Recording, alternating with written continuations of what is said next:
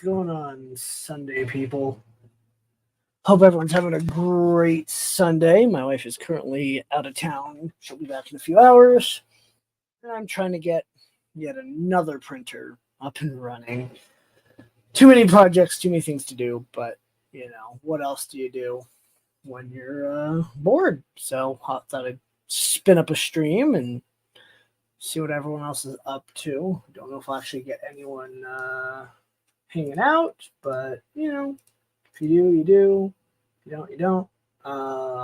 It's 8, so not sure who's watching yet, but for the one person that is, we announced or released the general admission only tickets for Rocky Mountain Rep Rap Festival 2024.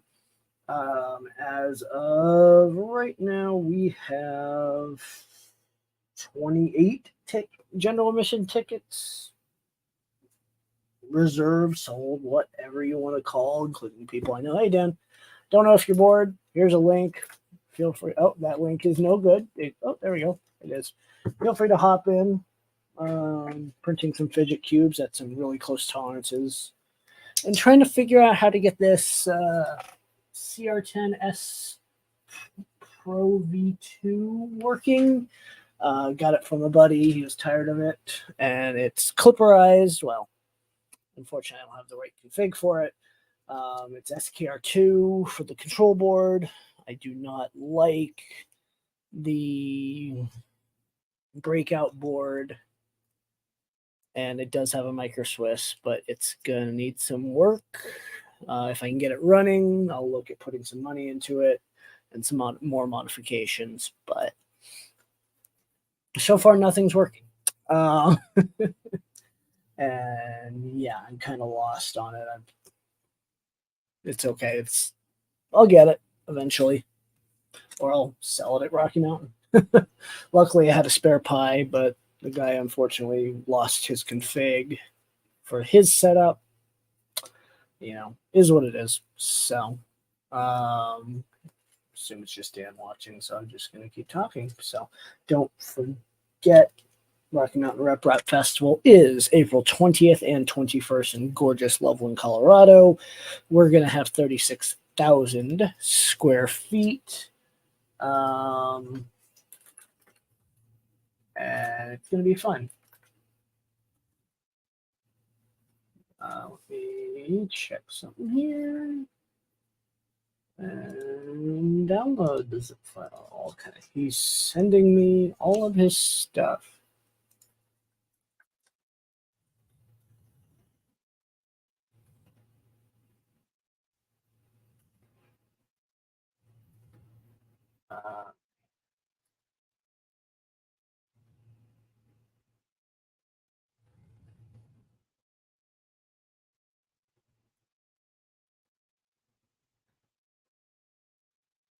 Let's see, he just sent me the CR10S Pro file pile he had. Gig and a half and downloaded in seconds. So let's see what he dropped me today. But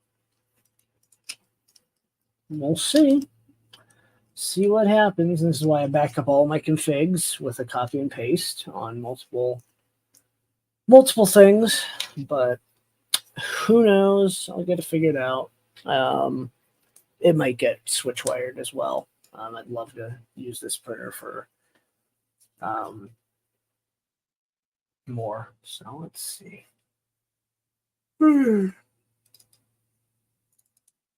Oh, he does have Clipper config, Clipper macros, SKR2 controller. Nope. That's the config. Macros master. Hey, crap, Ethan's dad. Try to remember your name. Marcus. Got it. I hope all is well. As you might have seen on the socials, Rocky Mountain Rep Rap Fest, April 20th and 21st. We'd love to have you and Ethan out. We're trying to get some really, really cool stuff. I don't know if you guys are going to Earth, but if you do, I will see you there. If you don't, well, I'll see you wherever. Here's a config.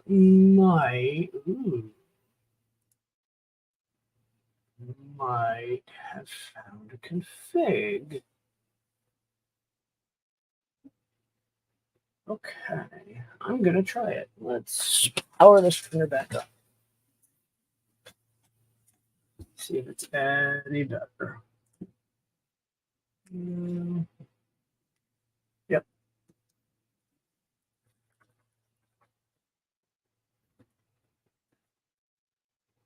Let's see. Reconnect. That would be useful if I can. Oh my god, come on, boot up. Are you looking? Slowly. Gotta see how this all works though, so yeah. You guys were at Murph last year, weren't you? I think so. Love to get you out to Rocky Mountain though. Would be nice. So rename your old this into a new .cfg. Paste, save, grab my dev serial device by ID, blah blah blah. For the new one. Hoping this solves at least some of it.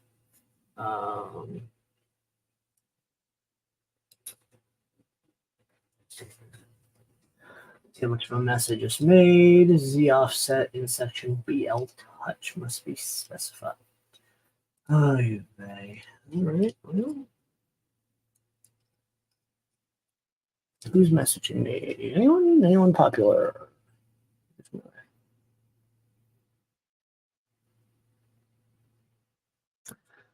Oh, let's see. Yeah. Well, I mean, that's nope.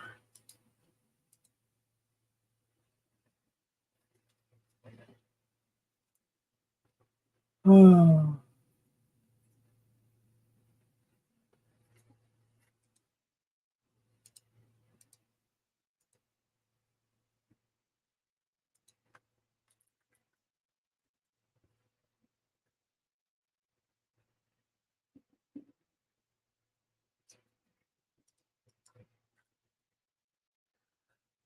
I apologize for your headphones.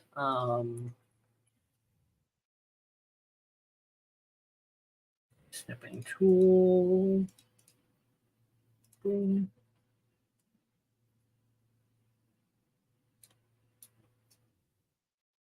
Copy.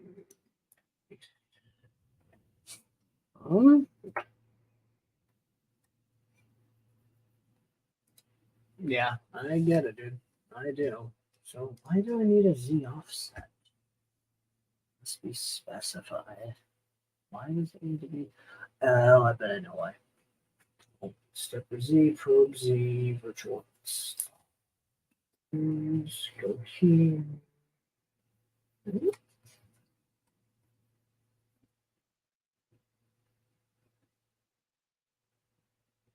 Stop it. I don't know. Oh, that's what I get for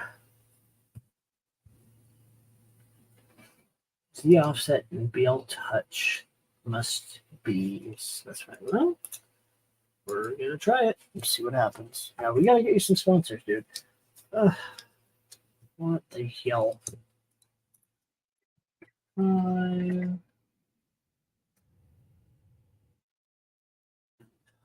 Yeah, something is wrong here. Folder nightmares.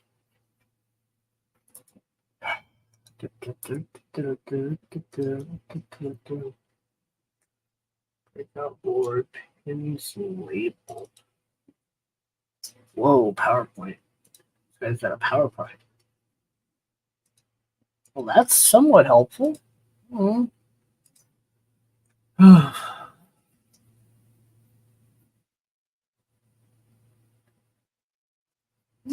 Reprint the Vanda. Well, that'll be useful. Yeah, we got to get you to Earth, Dan. And if not Earth, Rocky Mountain. That's gonna have to happen because, yeah. For anyone watching, if you would like to join my exciting stream, continue our favorite maker hangouts. This CFG Pro printer, blah, close. Nope. And make sure that I take. Always copy your device location.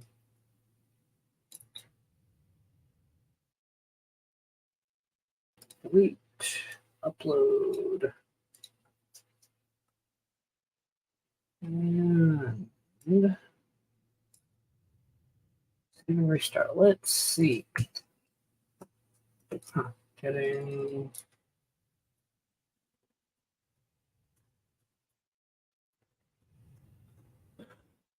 Yeah, we definitely want you there, dude. Definitely want you there. It's gonna be stupid. It's gonna be awesome. I already have people emailing for sponsorships. I'm like, we're still a few months out from sponsorships.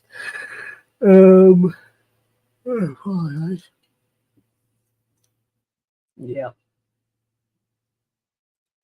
I'm trying to figure out this section.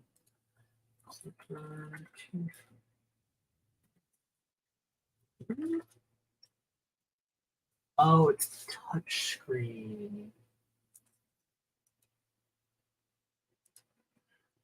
Interesting. Let's see.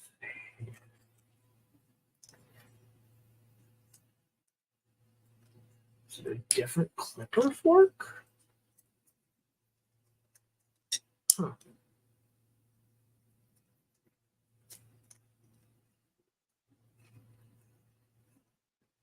That could be it.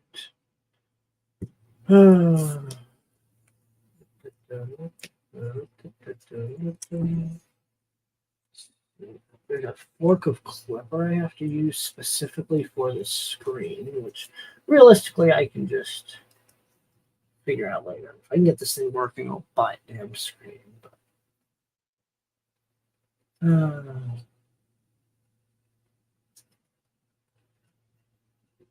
Yep, that's a different firmware. Okay, go back. What the hell? File readme, clippity.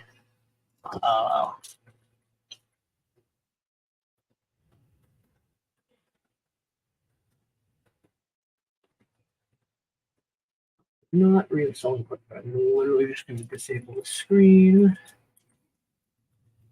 I'm really going to make it so you can disable a whole section at one time. Flipper screen this thing.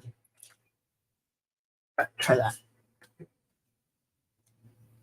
Come on, PK. Oh my god.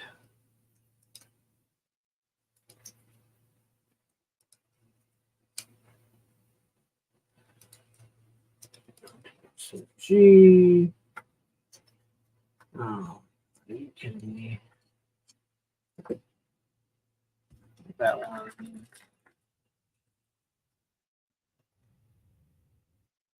Okay, well, I'm gonna go with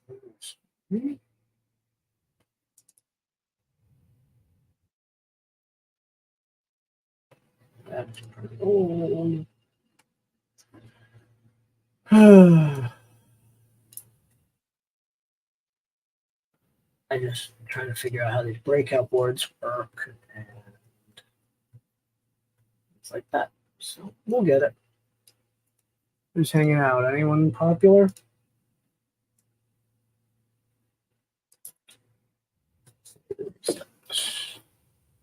Z offset in section BL touch. Okay, so I will do a Z offset in BL touch. Even though it's all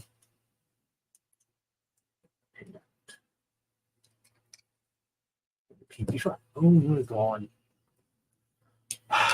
I don't know how this guy ever got his stuff working. Also being used for a fan. Feel touch sensor pin.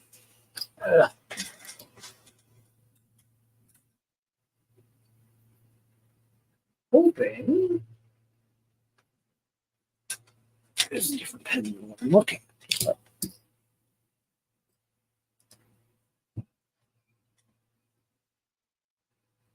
PE4. Full pin.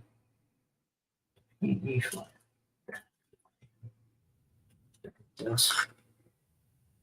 Nope. Control in section extruder. What?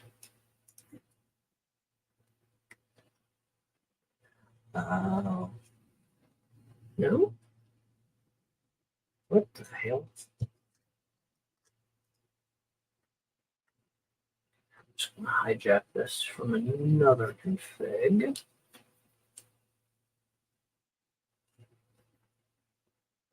Huh. What in the hell?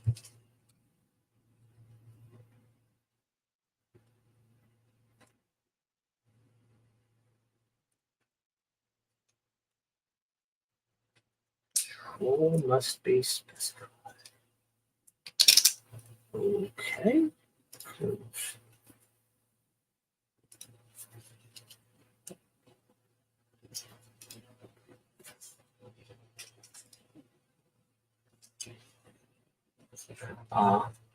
Oh, it's the PID. Gotcha.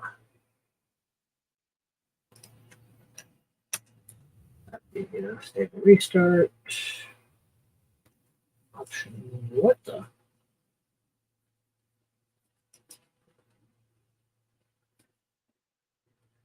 Okay. That's. Oh, got it.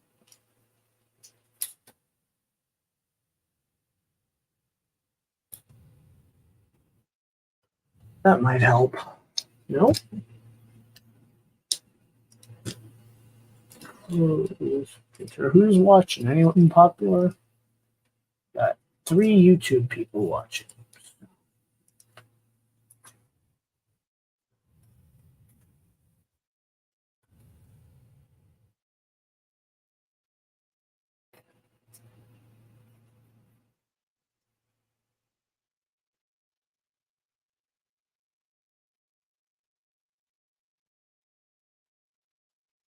Vincent, thanks for the subscription.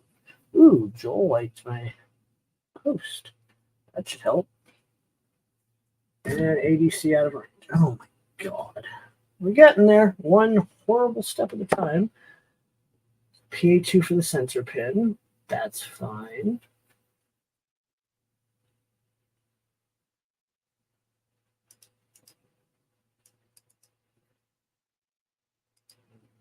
Here. Not too bad. And I'm trying to remember who you are. I apologize for not catching names. I am also kind of tired, but heater temperature exceeds min or max temp. It's got to be the bed. It's the only other thing I can think. Yep, I bet it is. PA1 control. What the? What the hell? Let's do this. Go to my old CFG.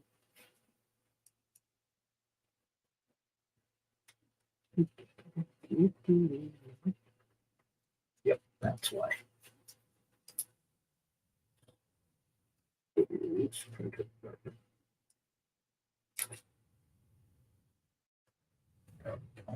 That might help. Option control and heater bed must be specified. Oh my god. Let's play this game, huh?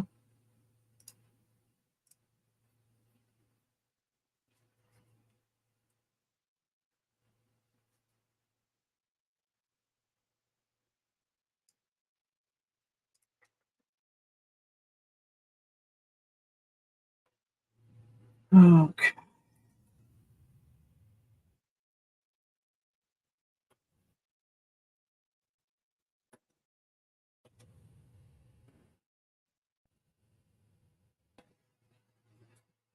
See if we can get this thing to actually boot. Nope, MCU shut down. ADC out of range. Touch is flickering, which is weird. Never actually had a BL touch, so if anyone knows how to run, please.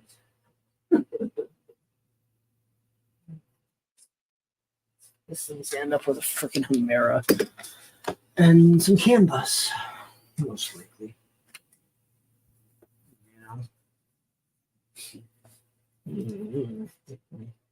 Really be nice if it told me which. Oh, that's half the problem right there.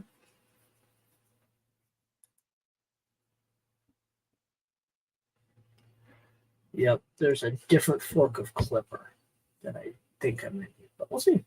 Ooh, are we working?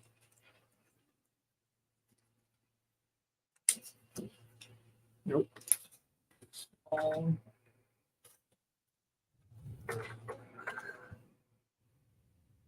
Okay.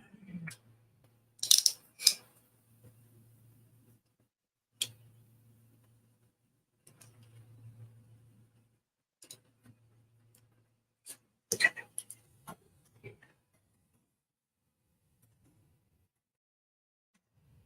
Yeah, well, I'm just hanging out. I was bored, wife's out of town, blah, blah, blah, standard. Gotta do something, gotta do something fun. So,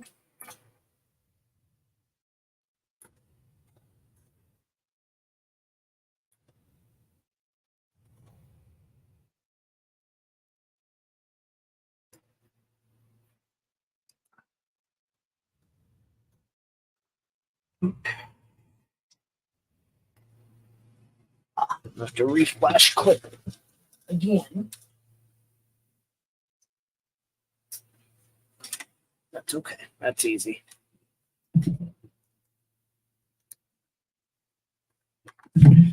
Okay.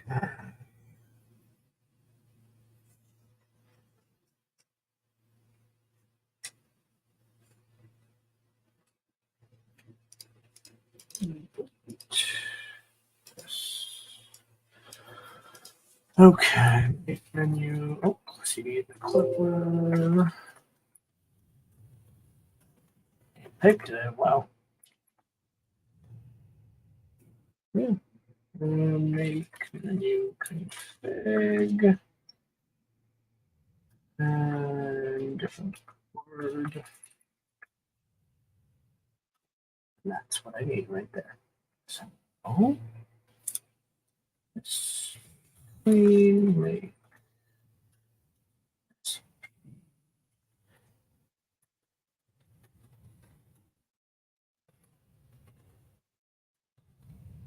That should actually solve a lot of issues. I bet it does. He's got a slightly different fork. Errors. What the? Why am I getting errors? I seriously have to watch a YouTube video.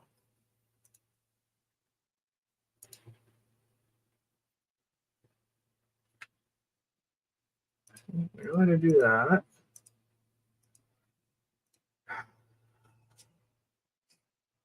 Let's see if it made.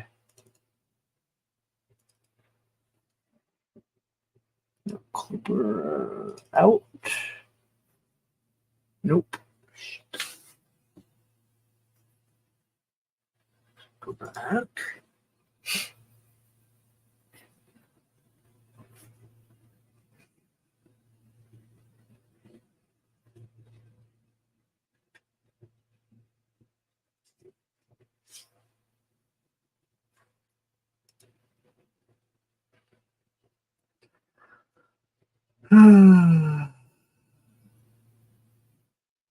Confusing. Yeah, I would like to, but I got it for free.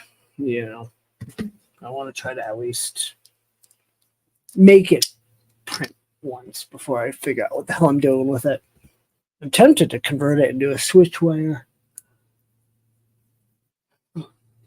just tear it apart and go from there. Hey, Dan, I see your ticket. General admission that does not get you a table, but we can work on that. What is the issue here?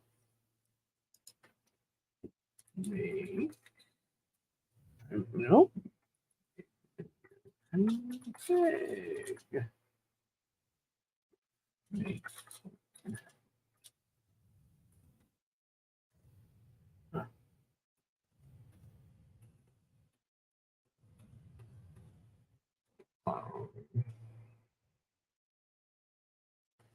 Trying to clone one more time. Yeah, well, kind of hard to do with a CR10S Pro V2, but yeah. Plus, I don't really have space for another one.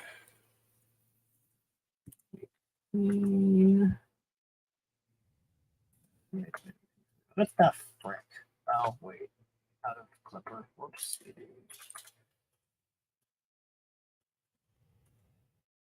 I could figure out how to type menu config. That would be amazing. What the frick? Yeah, it probably could be, but I'm not going to try. I'm not going to spend that much, you know? Yes, I know how to flash a thing.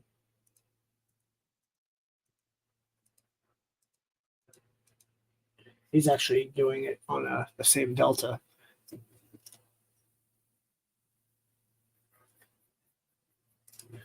Okay, so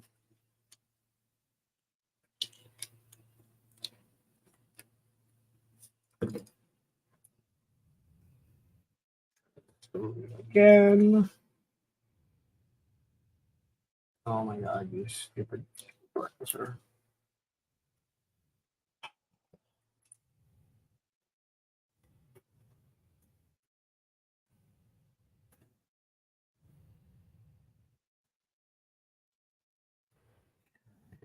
ELS. Okay. I have no idea what I'm doing here.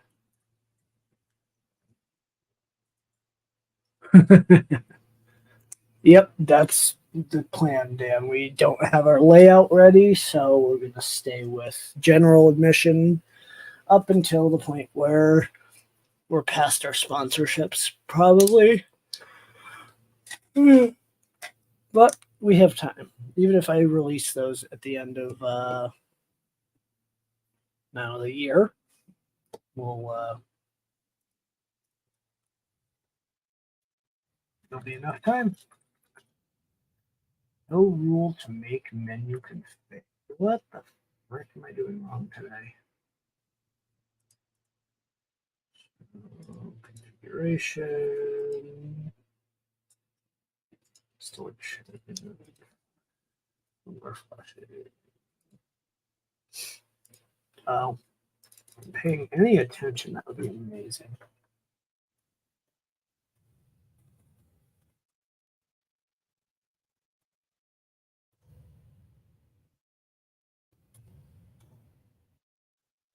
All right.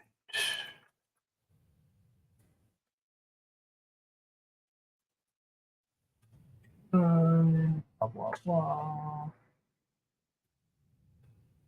Start on P2P3, which is incorrect as well. Don't know what the XP ports are. Hey, Marcel. Here's a link for anyone who wants to join. Just hanging out, a little tired, but you know, is what it is. So, this screen.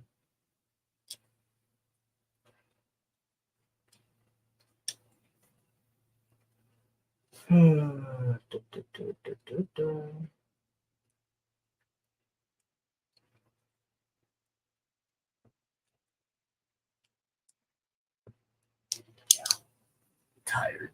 Wish I had an energy drink, but it's gonna be a long week. We have inventory at the end of the week. Mm, I need to put tons of these little cubes.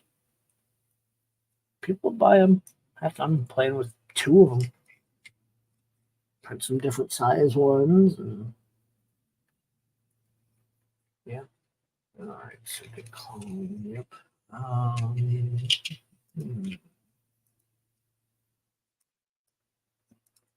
Trying to figure out which pin. P5 now. P3, PA2. New.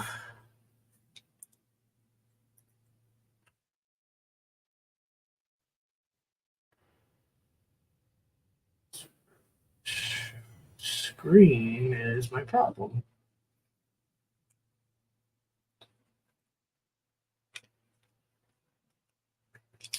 P8, P10, no. I'm just gonna leave it.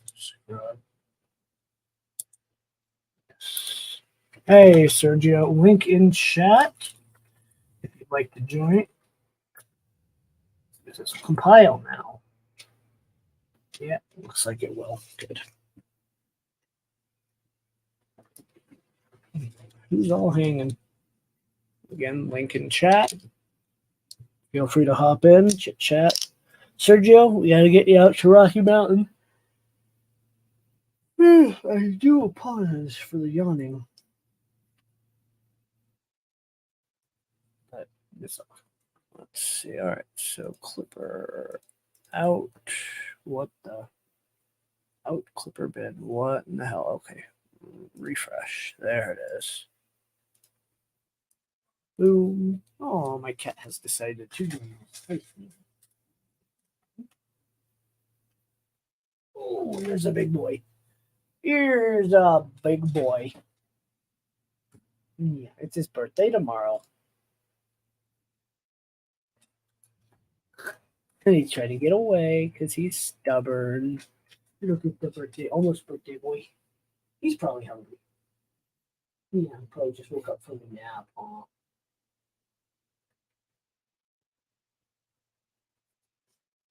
It's the kitty stream. He's up birthday boy.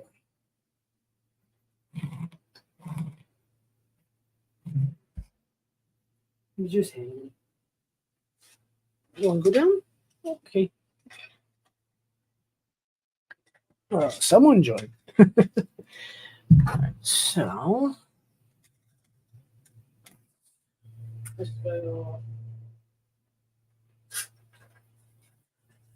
this thing is probably going to. I saw someone did a modified base for this, but I spent too much on this thing.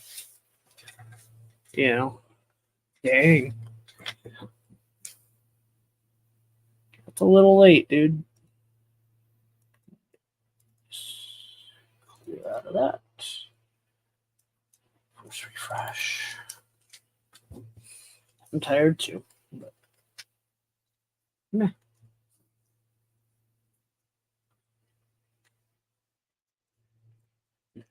Come on. Yes, I want to close the session. Refresh. ADC out of range. Which one? All of them are. Oh, I bet. No, PA2. Oh, I bet TH1. Oh. So, TH1.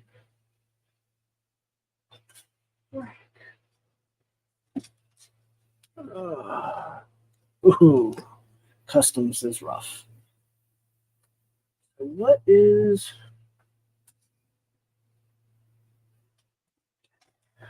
PA1 should be the bed. PA1. Oh, that's right.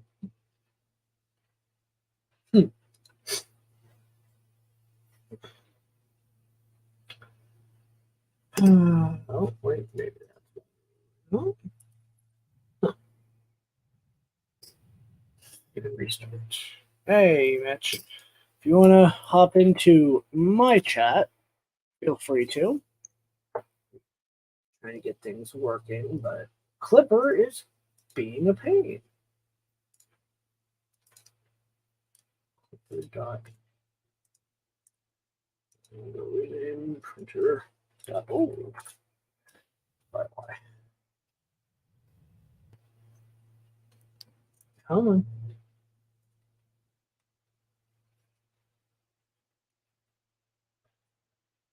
Oh, ADC average. Well, let's look at the log.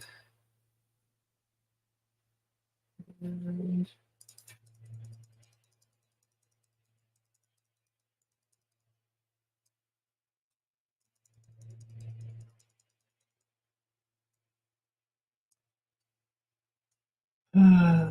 it's fine. Reactor garbage. Blah blah blah.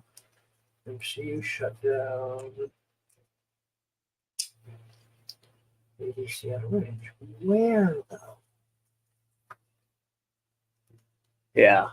Now everything's there. I'm just trying to find the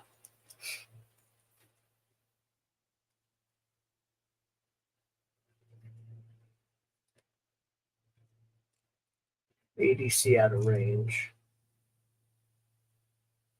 It's the bed. So it doesn't like the bed.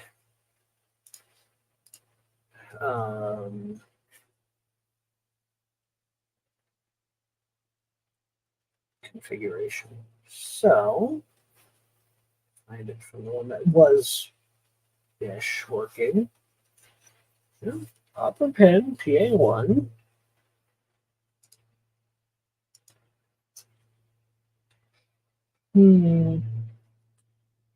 Interesting. Very interesting.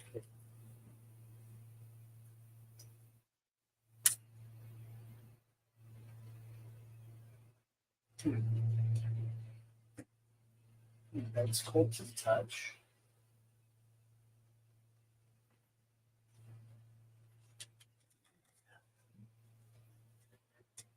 Well, interesting. I want to try this.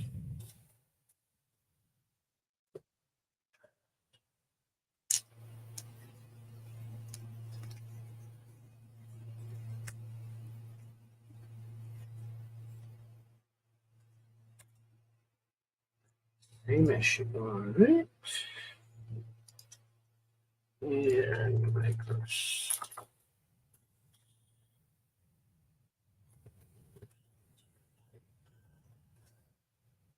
All right, bud. Have fun.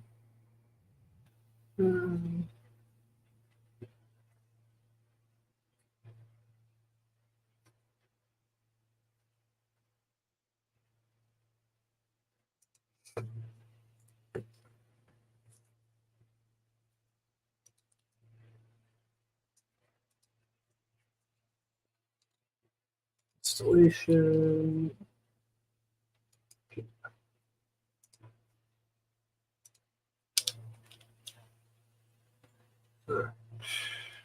Blah blah blah. I just try to study. To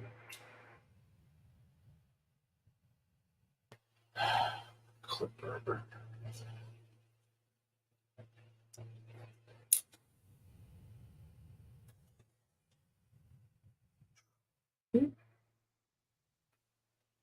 Oh, I bet that's the issue. Sensor type. One little issue at a time. That should at least be. If it doesn't, we've got a whole other issue. You can see out of range.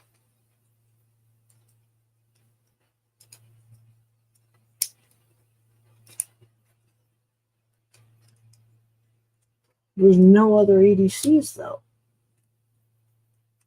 So what's setting this off? Close. Restart. Full clipping. What? Cannot update it to you. That's fine.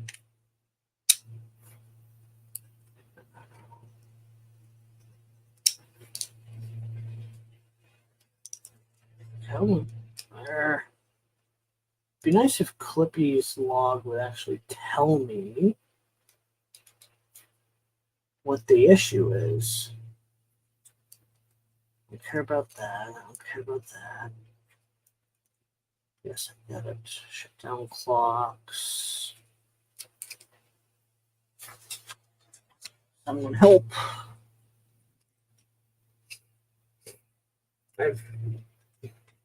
Oh.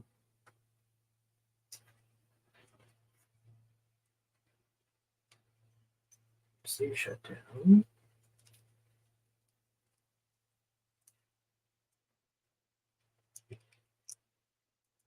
Don't understand.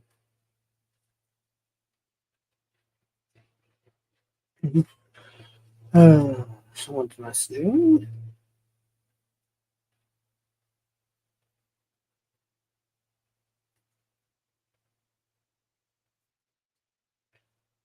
Okay, well, I don't know. Kind of lost at this point. Response type, motor power pin. That's fine. I'm gonna get red. This guy, this guy. Could be Pi's reading wrong.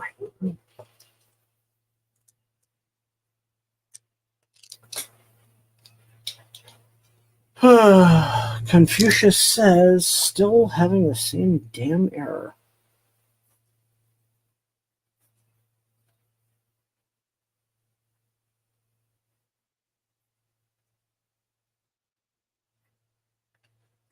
Well, crap. ADC out of range.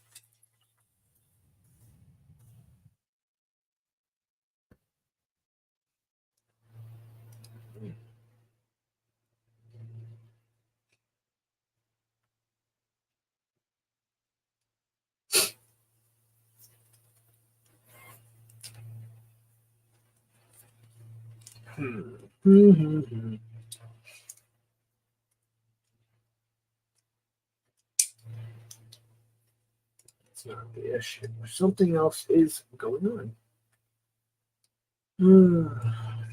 And check.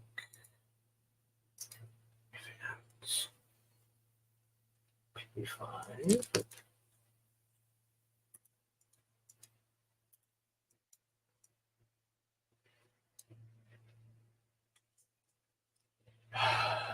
Switch sensor. Something's weird.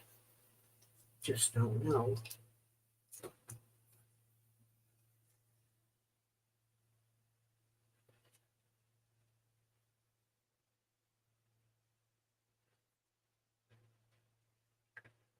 Huh. The only thing I don't think is there is any issues on the heater bed and the extruder.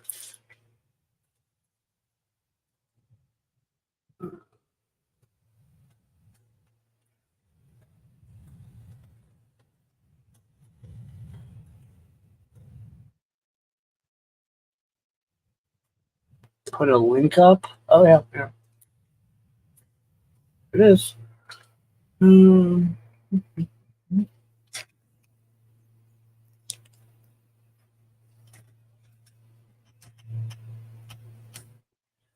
Your rail system. I think this is what I'm looking at.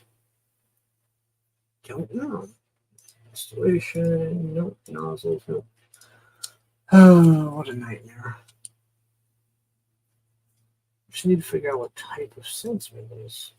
Micro express, thermistor.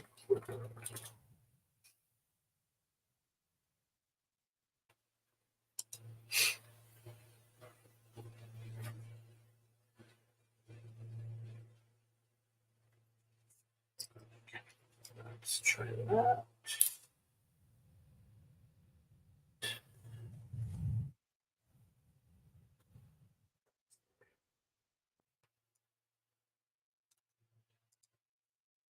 The StreamYard link?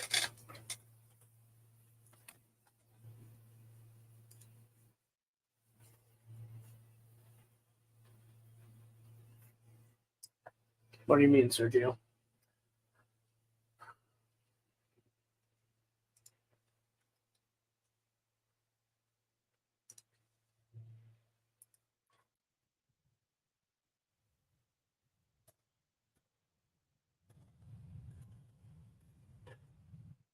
What are you looking for, Sergio?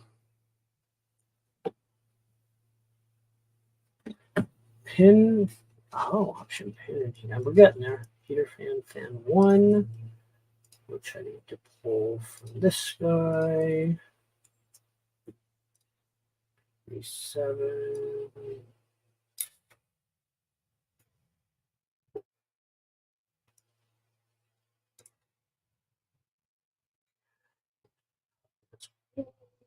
Spot over.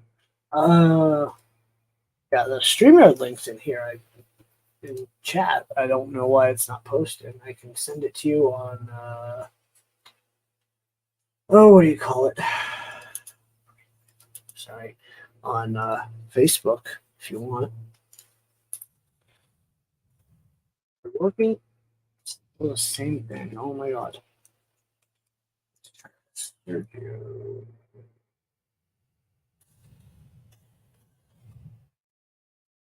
Here's your link. I don't know why StreamYard's not posting links today. But there you go. And it's in your face crack. I mean, you see how I don't know how to fix this.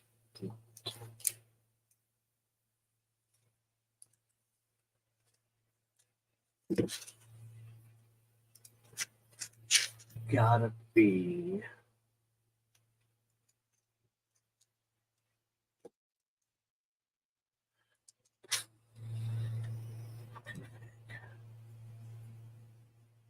Clippers. I need to use whatever crap his uses.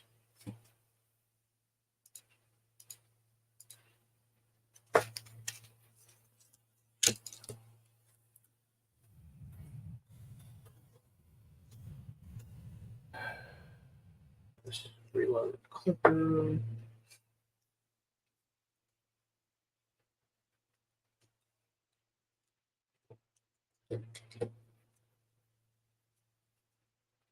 Oh, that's me why actually.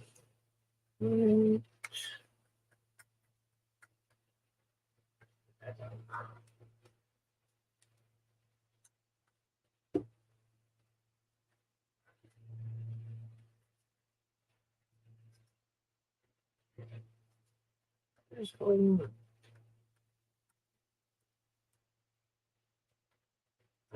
Hey, there's Sergio. What's going on, Sergio? What's up? What's up? Is stuff not posting on YouTube? No, it didn't show. Huh. Is it just me, or did anybody else? It might just be you, but who knows? Let's see. Yeah, they're not posting. Whoa. That's what I thought. That's obnoxious. maybe you don't have posting rights. In my own chat. Perfect. Let's see. I just dropped it in the YouTube chat now. No idea what's going on. Man. Oh, it's still the. Oh, there it is. Now it popped up. Stubborn freaking system. Yeah, now it popped up. Right. Yeah, I didn't get much. I haven't gotten much sleep. I slept since yesterday. I got up at 4 a.m. Could not get to sleep knowing my wife was getting in late. Right. And I slept maybe an hour yesterday. And yeah, I had to go to the airport, came back, slept about an hour and 20 minutes, I think, close to an hour and a half. Dang. Got up and been up since. Yeah, slept okay last night, but my wife went to Colorado Springs to see her mom because her mom had to go to the hospital. So don't know what's going on yet, but she had very, very, very low blood pressure is all I know. So yeah, it's crazy. So I've been printing all day kid stuff, Right. Color prints and some plaques, some of the stuff for the kids to put on the walls. Right. I'm getting ready to do a Spider-Man, stuff like this so they can put up in their room. Nice. Hold on with me. Yeah. That looks like fun. Yeah, and I'm getting ready to do a Spider-Man. I'm actually getting ready to do this one here. Although I gotta finish colorizing it. Let me share. Present. Share screen. We're getting there slowly here. Yeah, so I got another printer for free, of course. Now I've got 7. I have no idea what the plan is here. You can see that one there. Oh, hold on. Boom. Oh, very nice. Yeah, I'm getting ready to do that. As soon as I finish colorizing it, I got a few spots that, like right there. I'll get it done. Right. Yeah, I went ahead and I got my let me go ahead and shut this one down. MCU protocol. How do you MCU protocol? Oh my god.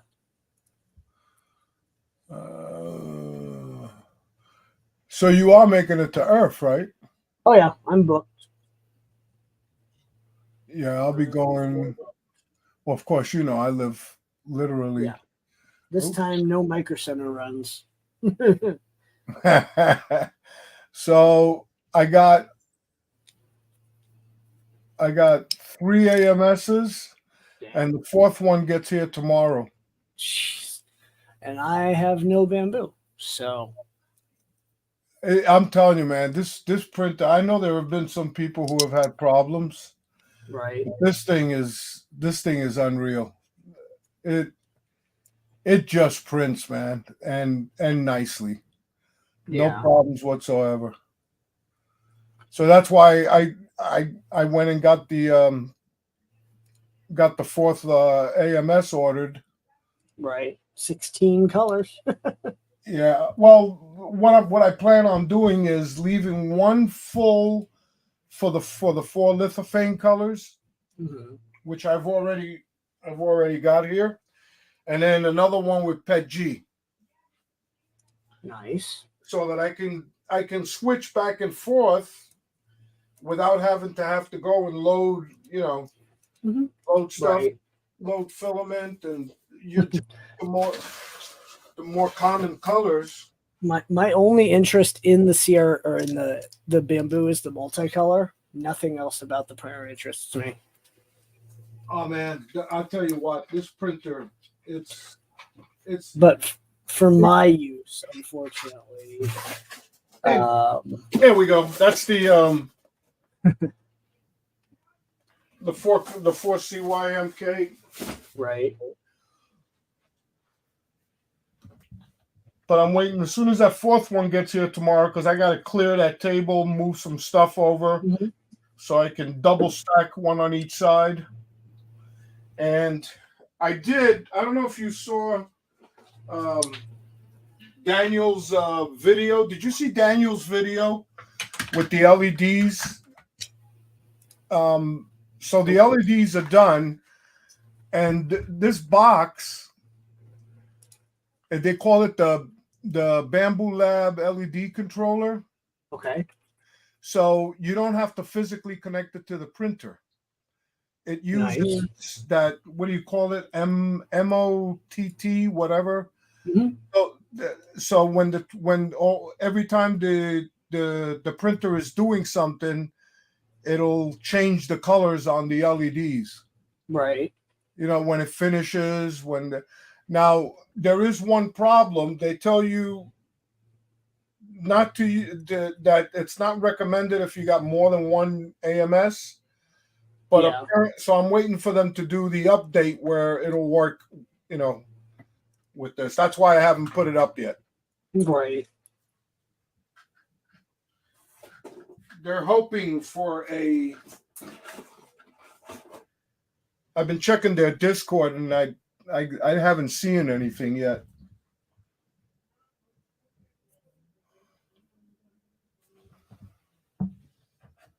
Yeah, the grandkids, man, they love these. There's a couple of other kids. The little girl who has her own room, and I printed out a bunch of the Knuckles and Sonic the Hedgehog. Right. And let me see, where the hell did I put that?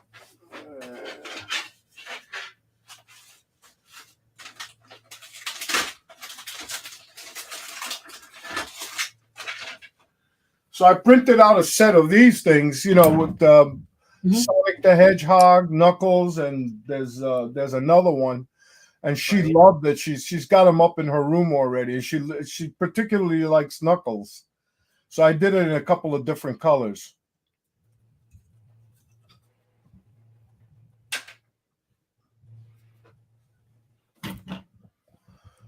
So what else is new, man? Anything else? Work was a side of too much damn work, I still can't believe I have 7 printers.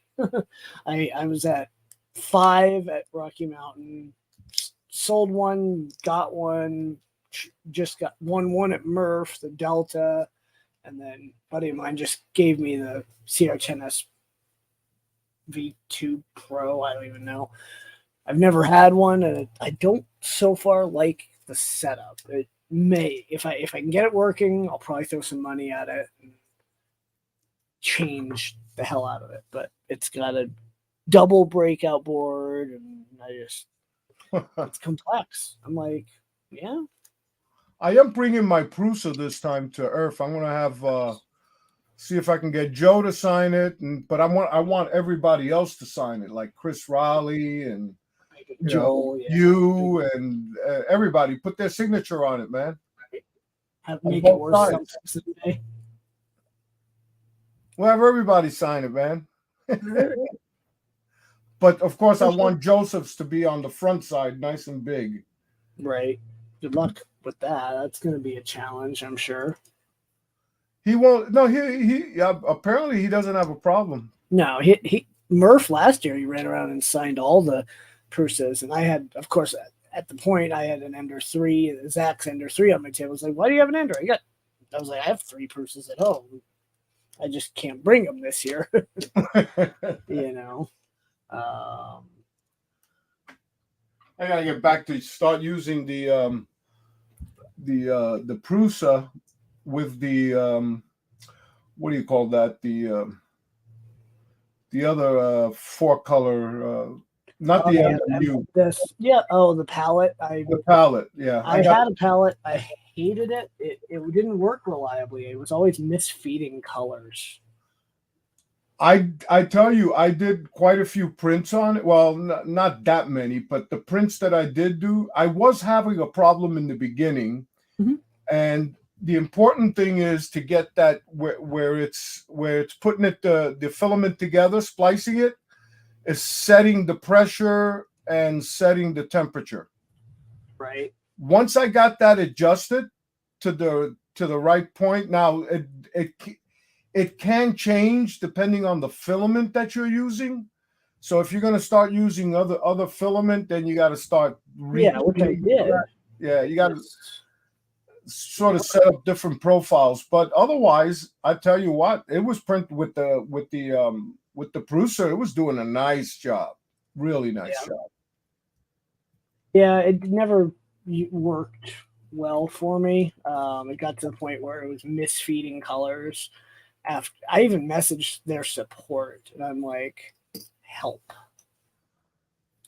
That's the only thing I don't like about their support. I think it's all email based, isn't it?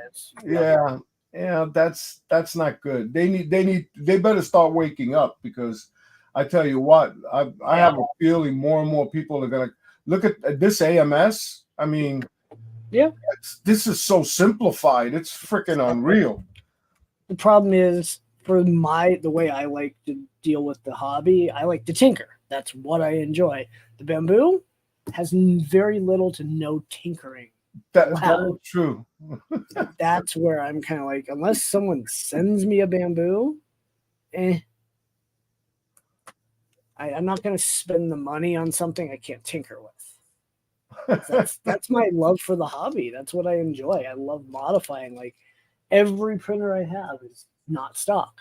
Well, I did do a few mods. The ones that the popular ones, like where the filament goes into the extruder head. Yeah, there's a mod for that.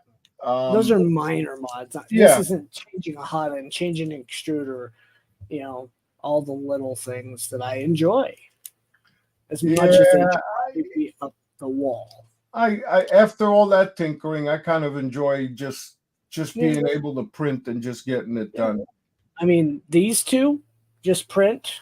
These two just print. So I have 4 out of 7 printers that just print, which is nice. Mm-hmm. Not having to tinker with it, but or not having to often. But I do have printers that I do have to like. I like how Mitch added himself to the stream. Hey, screw you. Mod power. Mitch, you're hiding in the corner, Mitch. Right. Yeah, because I wanted to show off my stream setup. Right.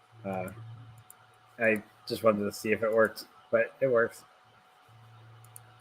Oh, God. That it does. Let me hide my screen capture. Maybe I can make myself a little bit bigger. There you go. There you go. Sorry, I'm wearing you can't see it, but I'm wearing the Mythbusters knockoff thing that Alan Pan made. He made these shirts, and then he got a cease and desist letter from Discovery Warner. And in the video, he said that he had to basically burn his other shirts, and he couldn't continue to sell these, so he ended up just doing like a fire sale. Nice. I just think it's so funny that like YouTubers get like. But the thing is, he bought the trademark to Mythbusters merch, and then they basically forced him to sell it or get rid of the trademark, which is stupid. Anyway. Wow. Anyway, the shirt looks cool. I just thought it was kind of neat. So you're going to Earth. Justin's going to Earth. I'm going to Earth. Right? No backpack. As far as I know. Yeah, I'll be there.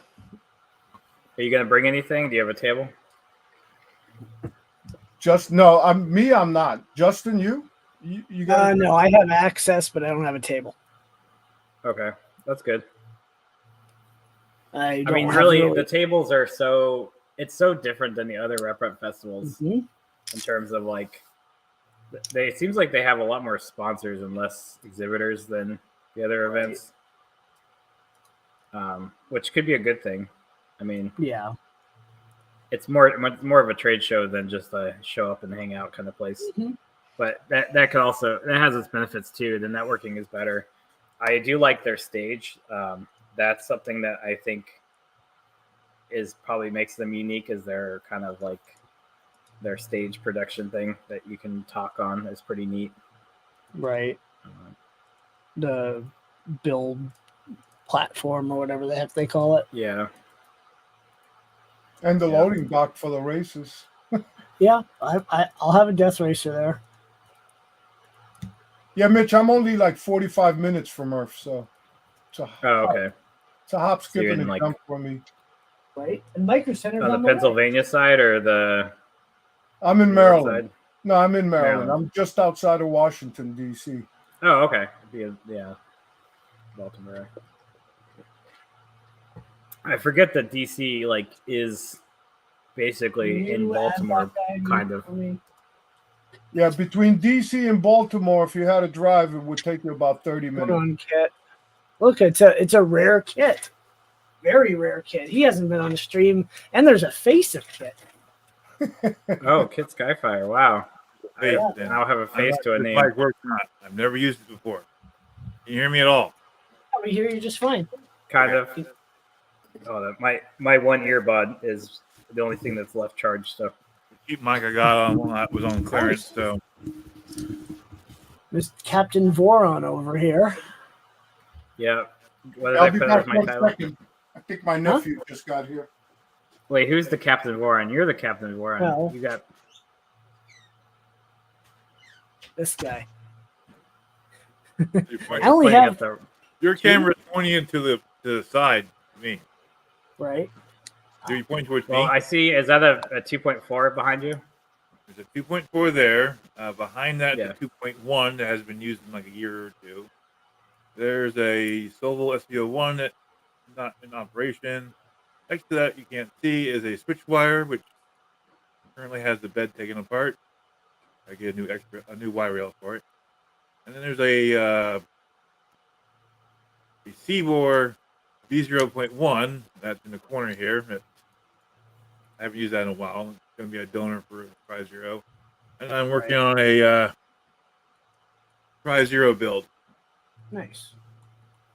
What zero?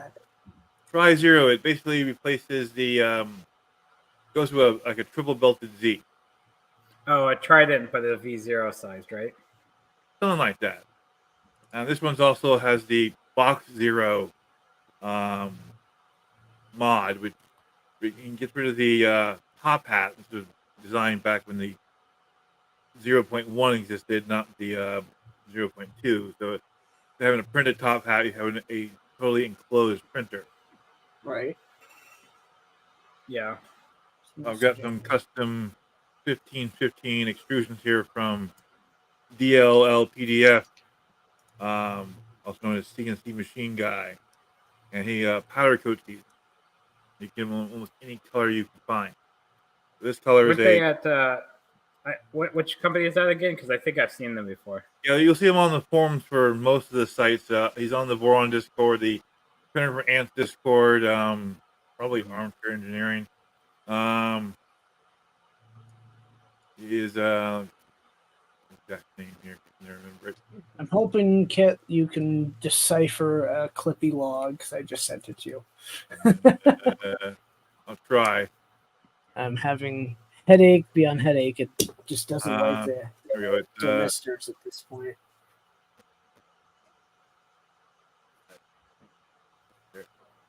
I'm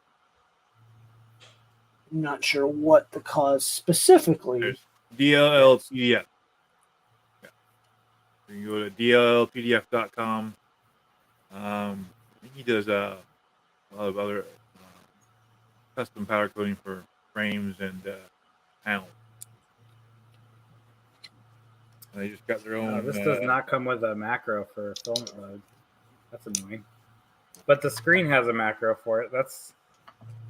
So the screen has a different macro. Like the little LCD screens have different macros than the interface. Is that usually the case?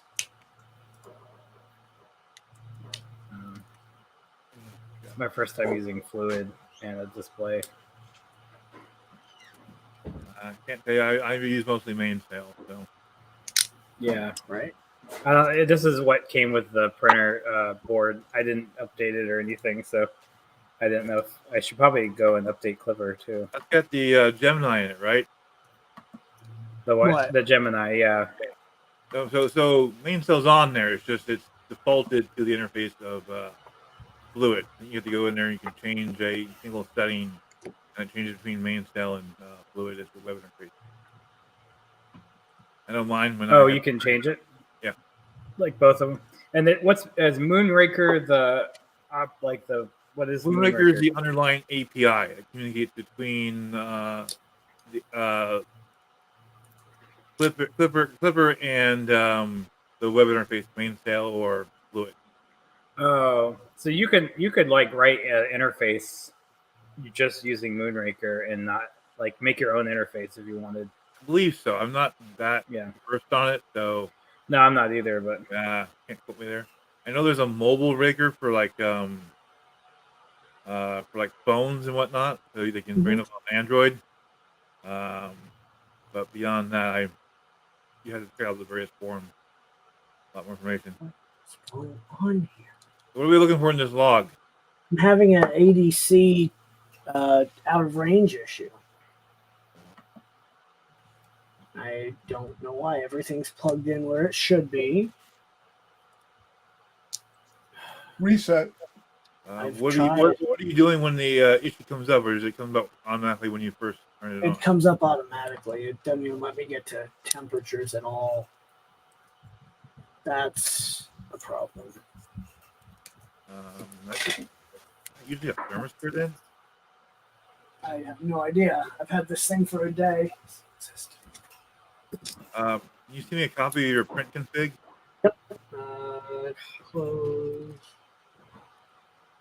It's should probably print PLA with the it's little. coming. The one thing I do want to do is I'm gonna want to build a Voron. Which one exactly yet? I don't know. I would do a Trident. Tried it. Tried it. Tried it. Yeah. I haven't built one, but I just know from you guys. Right now, I recommend the Trident. just had my willpower fail, and I bought on AliExpress, Fives, etc. Has a 300 millimeter or even 350 Trident kit. That with there's current sale going on is $50 US to me here in Florida. Was just over $500.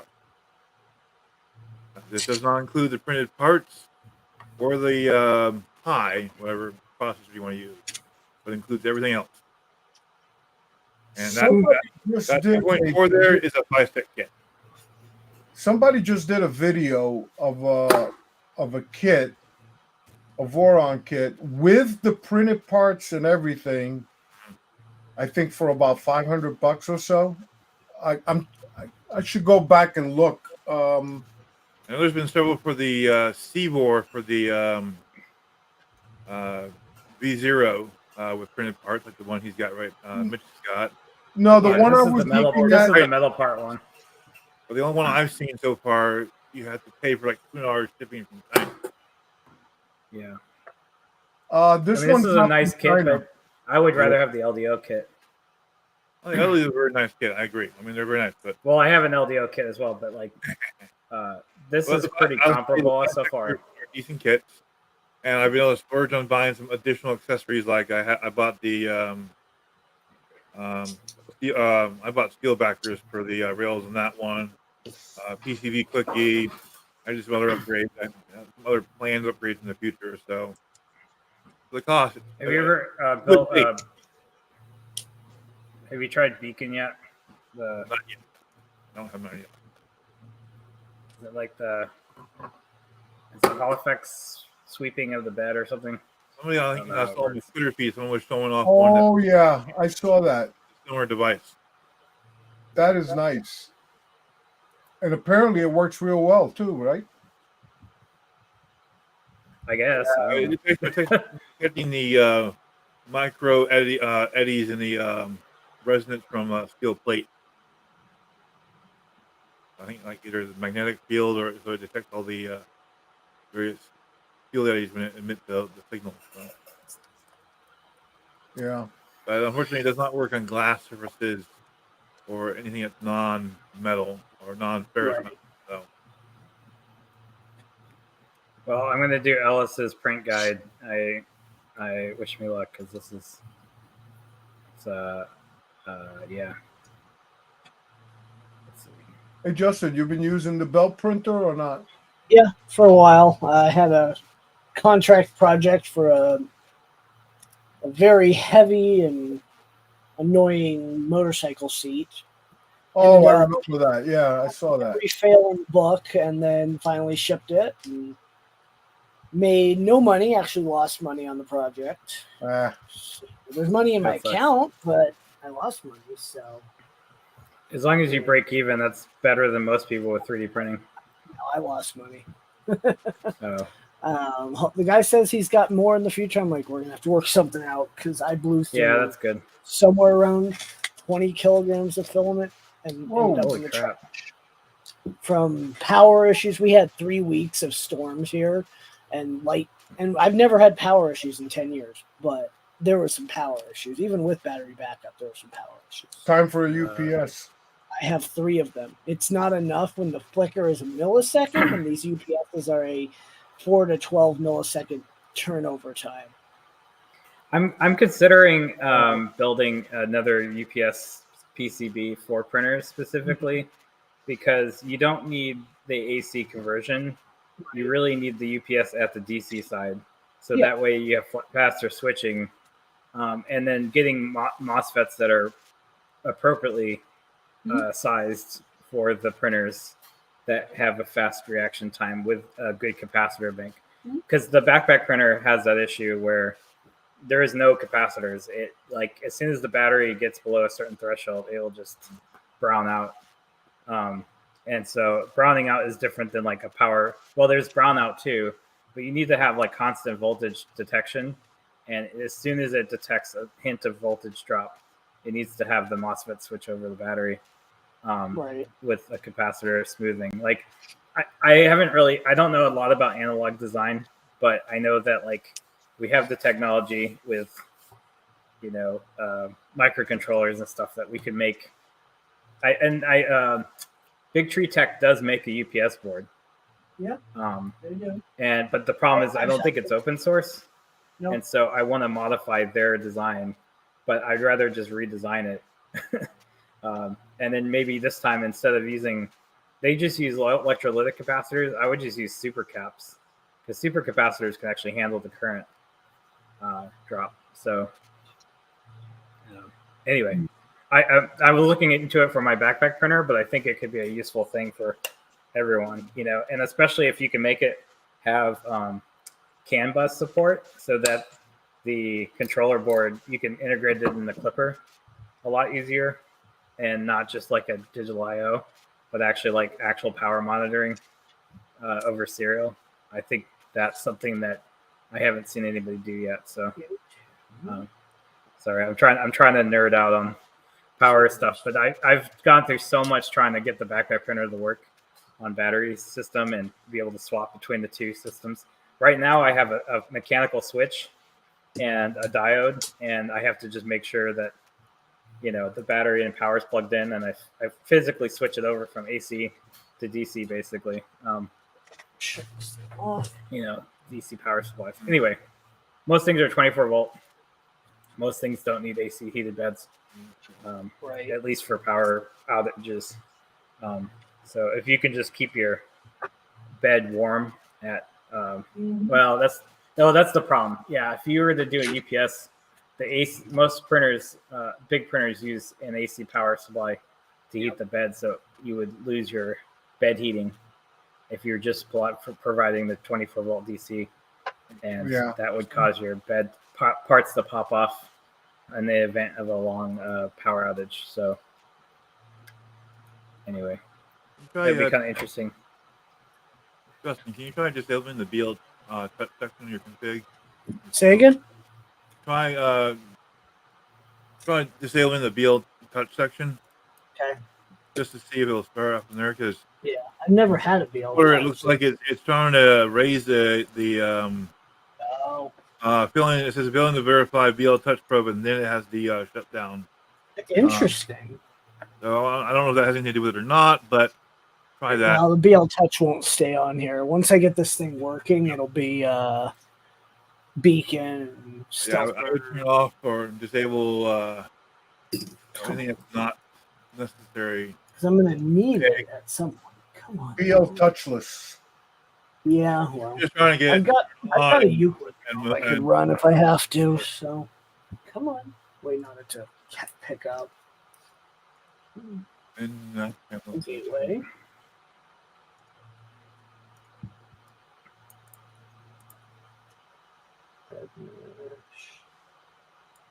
I guess Dan's working his way to the garage, huh? Slowly. Where's my BL touch? That's sensor pin. That's probably what it is. PD2. Where's that? Well, that's why I bet the pin's in the wrong spot. PD4. Hold on.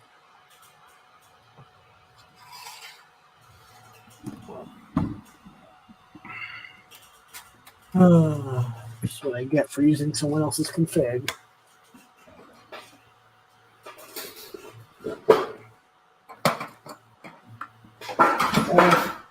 ADC out of range.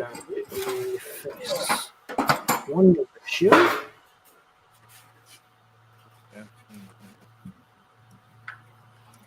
So I'm doing the cheap way to do extrusion multiplier or extrusion calibration. Just mark 100 millimeters on your filament or 120 millimeters on your filament. My wife brought me back some moonshine Ooh. from El Is that Salvador. flavor? It's in a kit with the shot glasses. What's the server? Don't fall. Oh, you're shutting off the touch. Let's see. Unknown chip name probe. What? It would help to share your screen, Justin. Give me a sec here. If you're gonna go through Clipper config stuff, The virtual end stop issue on Z. Ugh. Which machine is that again? CR10S V2 Pro, whatever. Is that like a minimum? What do you mean? Like a minimum, like virtual end stop is in it won't travel a certain distance. What's the error you're getting now? Same thing. So now I'm getting unknown chip pin name probe, and that's under the. Okay, that's further down. That's the not bed mesh. That's the end stop, the Z end stop. Because I have it set as a virtual end stop. Because I have no pins for the end stop. What a nightmare.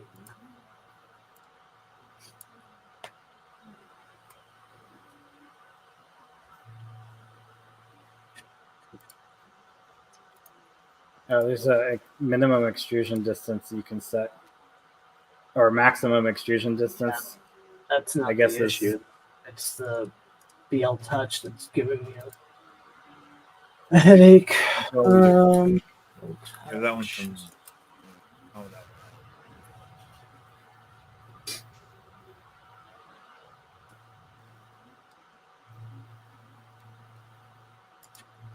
See if I can pull someone else's.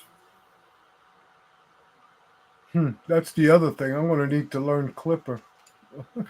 That's a challenge. It's not a bad challenge. It's just it's a bit. What is it in there? You can probably pull the example config to the board. Say again? You could probably just pull the example config for the board. I did, but I mean I could start fresh. It just just plug in that stop pin from the example. I can't hear you. Comment out the what? We can't hear you too well. You're kind of quiet. All right, let me see here. Like I said, I'm new to this mic. Yep, you're good. Any better? Yep, that's better. It has a gain control on here, but the manual is like very basic manual. Doesn't really tell you what does what. I didn't want to turn it up too high and come on here and blast you guys. Yeah, I thought I had. Or pick up the speakers.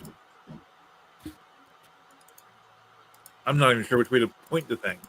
Nah, you're good. Just point it towards your face, and you're pretty good. You mean like that direction? Is that better? Yeah, that's good. Okay. BL Touch. So I was saying basically just use whatever the default in-stop pin for the Z that's in the default config, and then just disable the virtual one. Because I mean, even if it doesn't see the actual pin, it's not gonna. It should bypass that. It's just stopping because it's trying to look for a virtual pin that doesn't exist. Option position end stop and oh my god. Oh, yep, they want the end stop position now. So that's easy. I think about clippers, it usually tells you what the area is. Mhm. It makes it easy to find. Well, maybe Right. Marlin doesn't do this, but I haven't used Marlin in a while, so I can't see what they've updated to. But Marlin, you have to research, find it, and then you have to recompile everything all over again. So, So, and the ADC. So it's the thermistor. It's the guy like, oh, and the screen's working now too. Um, it's the hot end thermistor is having issues. Nice. That one is.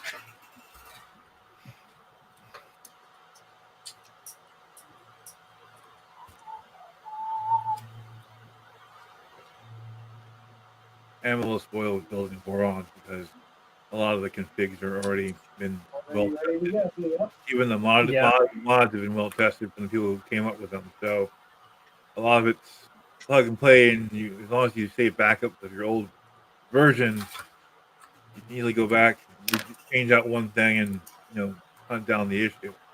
Mm-hmm.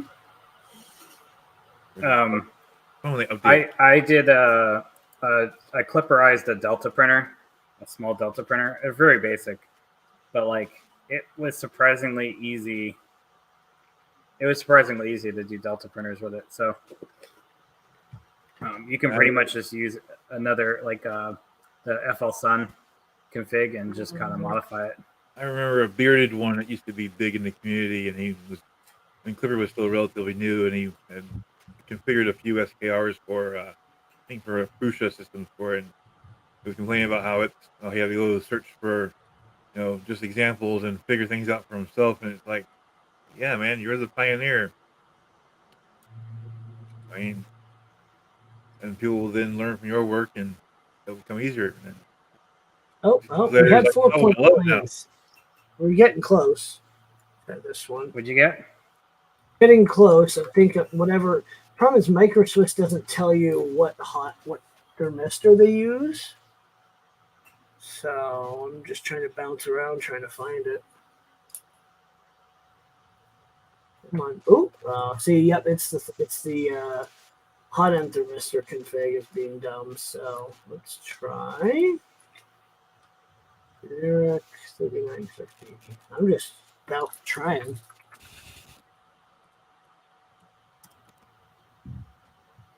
Okay, so I'm 95.5 millimeters. Yeah, it's definitely that one.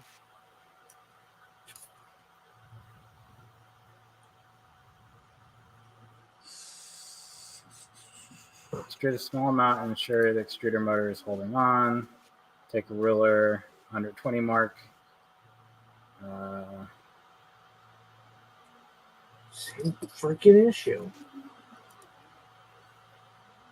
I've tried every sensor except for 2 of them. So I'm gonna try it. Well, let me. Had it working on printer.old at one point. Oh, at 1 millimeter per second. I guess the speed can adjust, throw off your. Let's see. What is going on here?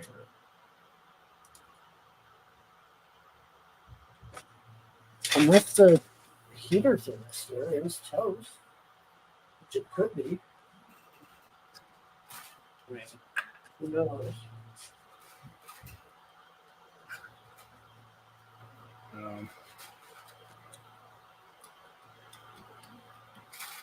It would be really nice to have like a line width calculation like the bamboo, where it prints a line on the bed and measures the width.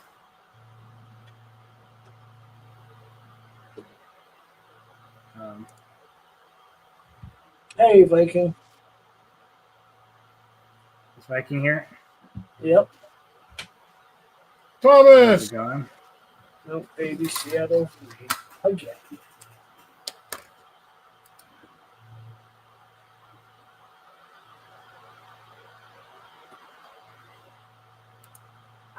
I haven't seen Maker Viking on video lately. Hey, I know Justin, he's this. Yeah. on Discord.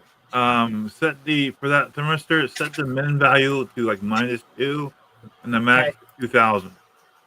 Next. Yeah, we're not going to Minus- actually turn the heater on. We're just trying to get past the screen.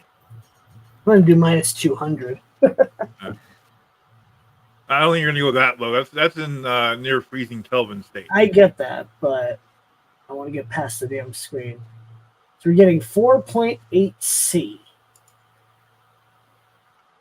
So it's that's why, misconfigured. because we had a minimum of 5 set, and so Yeah. it was getting below that. So Yeah. So what I'm using the wrong thermistor type or sensor type for the config then.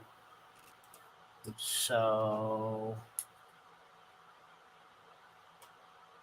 or there's some issue causing it to report the wrong value. mm-hmm. It did work earlier. I'm trying that one, Dan. That's right there on the screen. Yeah, I would You say can also use the generic one too. I tried that. Probably plug in another one in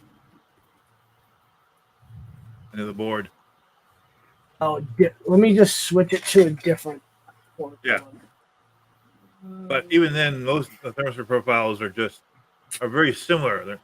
It's in their low temperature rate settings. When they get to their high temperature, that they differ in the graph. So right. if you're getting 5C and it's in your room temperature, that should be at least reporting at least 22C. So something's definitely wrong with the thermistor. Oh, I wouldn't be surprised. Straight out of range. So I swapped it to a different style. Do you have any spares? I mean, there's a wound up one right here. And to run one to this, I don't know what the hell I'd be doing at this moment.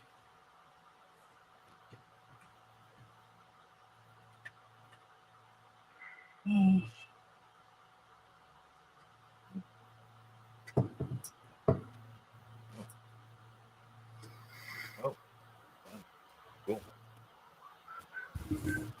Oh, that's why I switched the wrong thermistors. That's why. Hold on. Oh.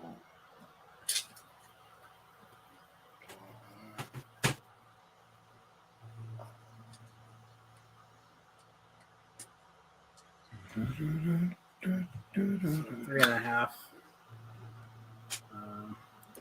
Okay. Let's try this.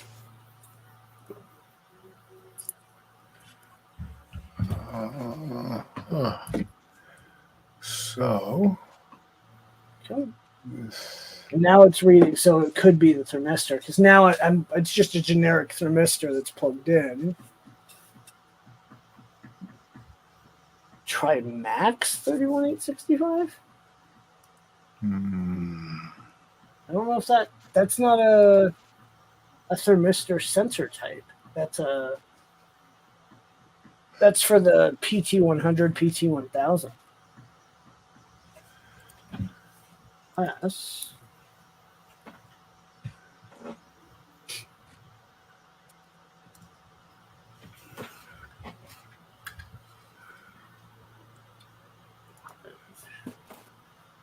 No, it's the stock sensor. Oh, that's gonna have to get changed.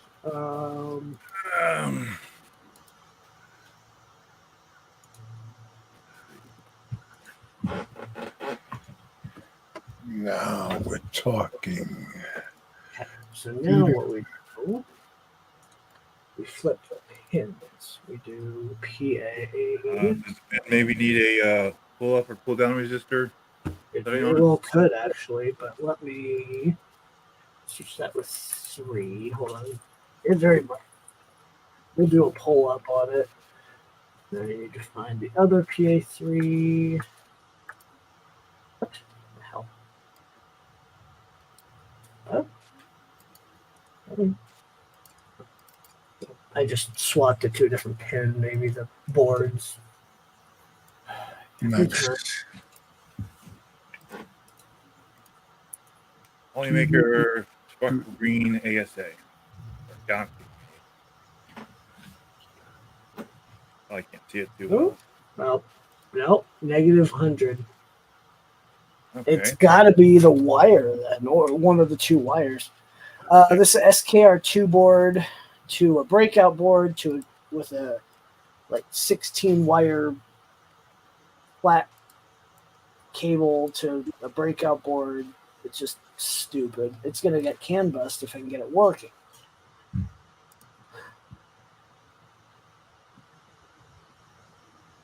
I'm gonna invert that pin maybe.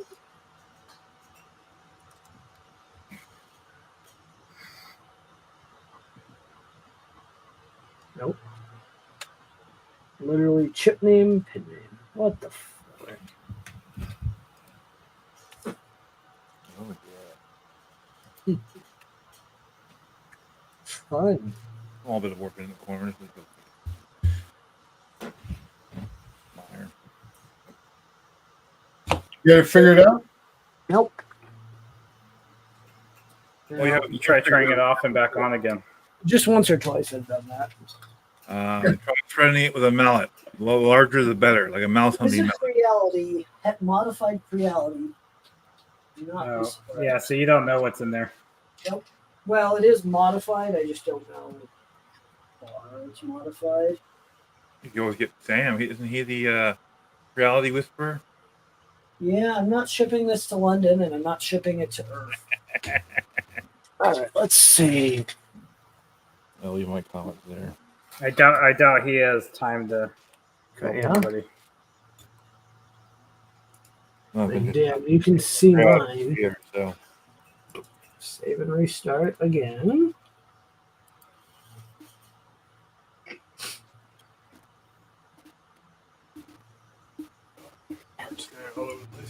-99.6. Shit. I was thinking like old 3D printers. Why didn't we ever use bigger nozzles? Then why was 0.4 the standard? Look at the You band. would think it would be easier to do 0.8. or I 1. can't hear anybody. Hold on. Hey. I'm having a moment. Oh, yeah. You mentioned Clipper and Dan appears. Uh-oh. Mhm. It's arguing with me, guys. What's up, Just Ben? give me a second. Because I can't hear you, but I know you can hear me. Yeah, we can't hear you. I mean, we can hear you, but I'll you be can't right hear back. us. Gotta be wrong. Yeah. You got to invest in those headphones. Right. It's the only way it works. I hate using headsets too, but we had so many problems on the stream trying to have feedback from the speakers. Are you guys getting any feedback from me? Nope. You're good. No, it actually sounds great, but you must have yours set up properly. I don't know. I just have it. I wish I had Zolan's knowledge on all the microphone stuff because he tried Well- to help me set up once, and I'm like, whoosh. StreamYard has a built-in echo. Yeah, I'm Protection, using StreamYard cancellation. now because I was trying OBS Yeah. first, and it, for some reason didn't want to pick the audio up from the mic. So But I think ahead. it does it with a threshold of human voice thresholds. So yeah, okay. I'll just use the StreamYard interface. It's a little simpler right now because I have no idea what I'm doing. None of no us idea. do. No idea yet. Maybe in 6 months to a year, I'll have a small idea. I mean, him started with us, me and Warcock, all them way back. That's the bearded one I mentioned earlier. Yep.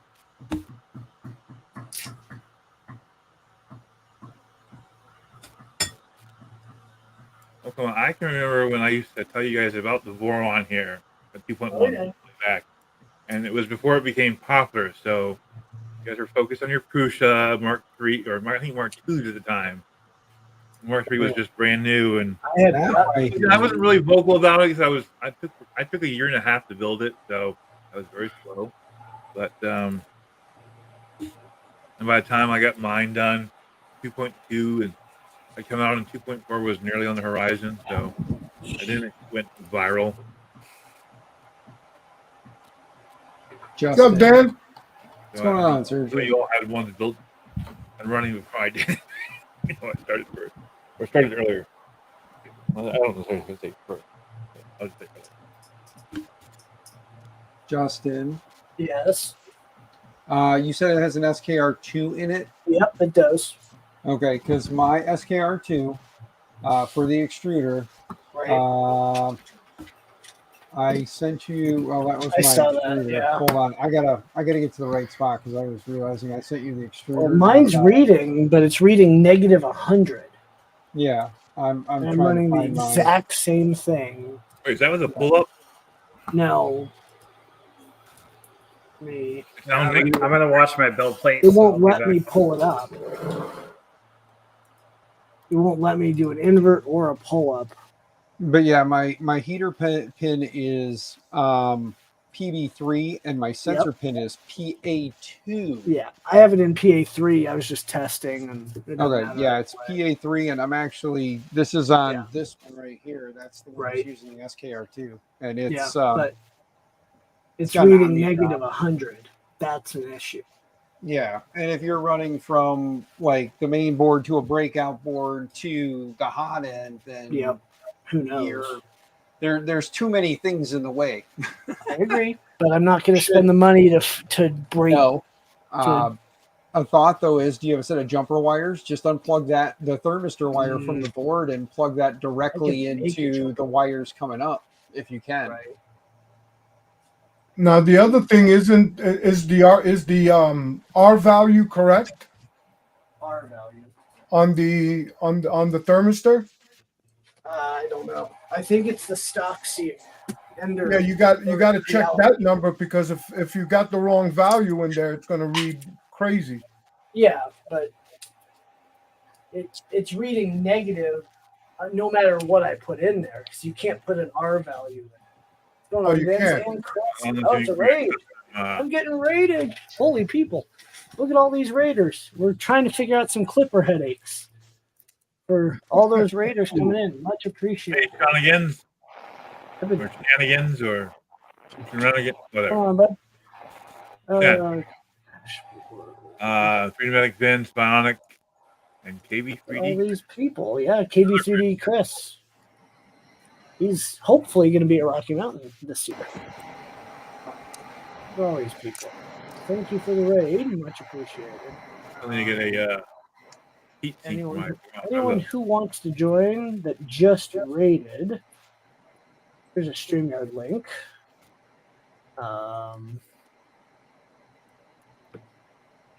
For anyone who does, let's see. Where are we at on tickets? 34 tickets. Ooh, yeah. That'd be fun. I'll have to send you a link for that. Yeah, there's that. What the hell? I'm trying to figure out jump. Welcome, Raiders. How's everybody? Just don't Thanks be for the raid earlier. Whoever right. raided my stream earlier.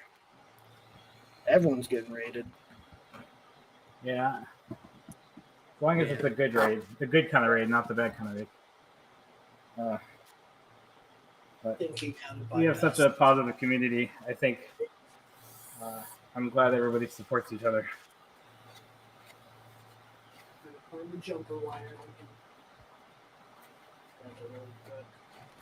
Hopefully I'll get my first print on this V0 in a few minutes. I'm not going to go through the whole tuning guide, but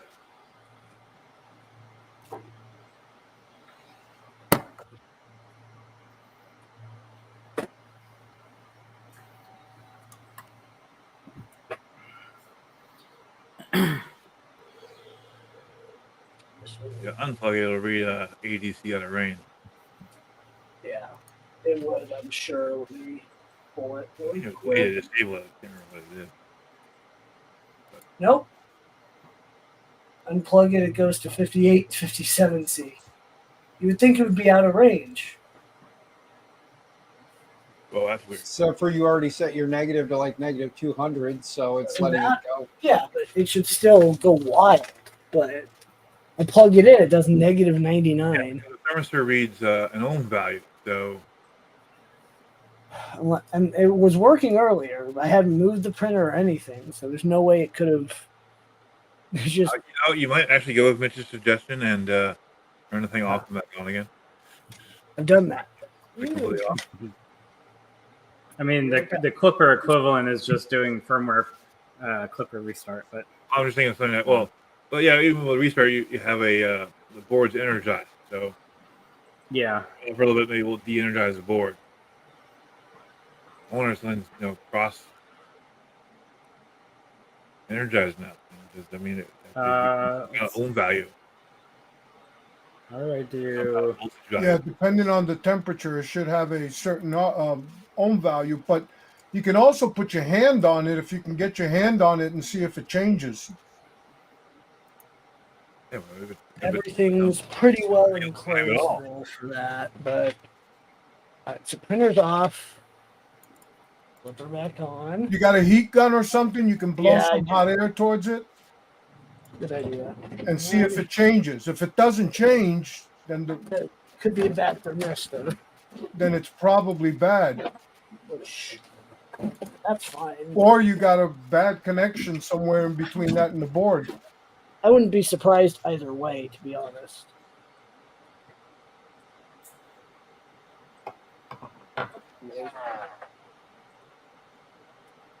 I deal with sensors almost every day in the heating and air conditioning business. Hey, muting. And today's machines have a lot of sensors in them now. Especially mini splits. Huh. They have what is it? Sorry. The temp sensors. Oh yeah. So you have temp sensors for the outside air to read the temperature outside. You might have a temp sensor on the discharge line on the compressor. You may have a temp sensor inside of the air handler. I mean, they're all over the place now. They HVAC systems now use PLCs basically now. Well, the future of HVAC is all the newer systems going forward. Technicians won't need to hook machines up to it to read anything. So you're going to read the code on the outside, and with the manufacturer's specific app, it's going to come up. It's all Bluetooth now. Yeah. It's all going Bluetooth.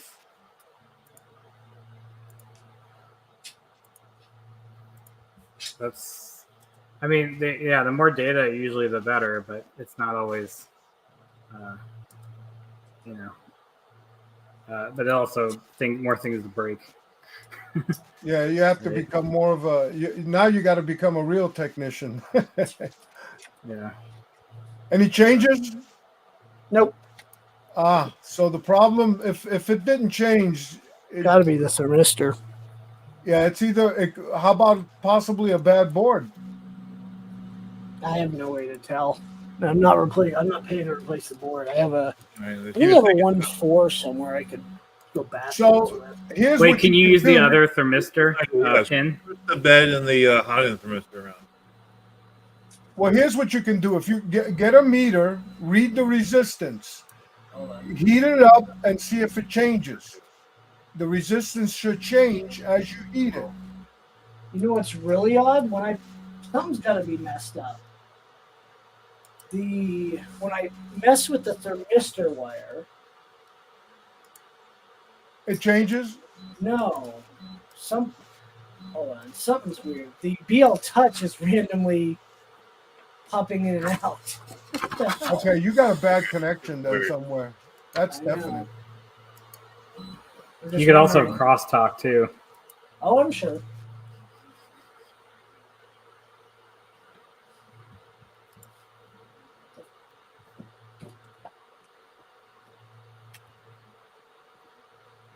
That's interesting. You move a wire. I know.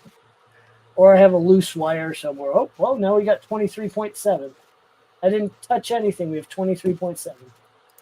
Well, you were touching something, so maybe you moved something out of the way. Right now, the fun part is I warm it up, and there's no power actually warming up the heat. What the frick? Those are the annoying ones, man. Wow! Like, but there's no power. Like, if I go to heat the bed warms, right? Oh wait.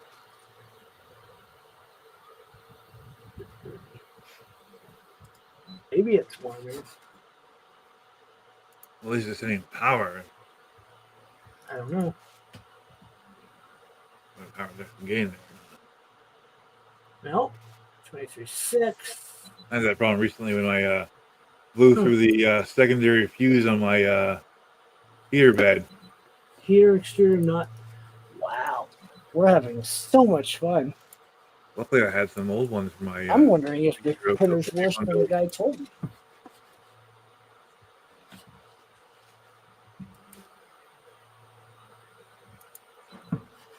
A lot of Others times are it's just something so simple.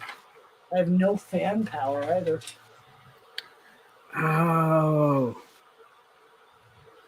Yeah. My Z-axis is physically stopped. That's why it's not going up.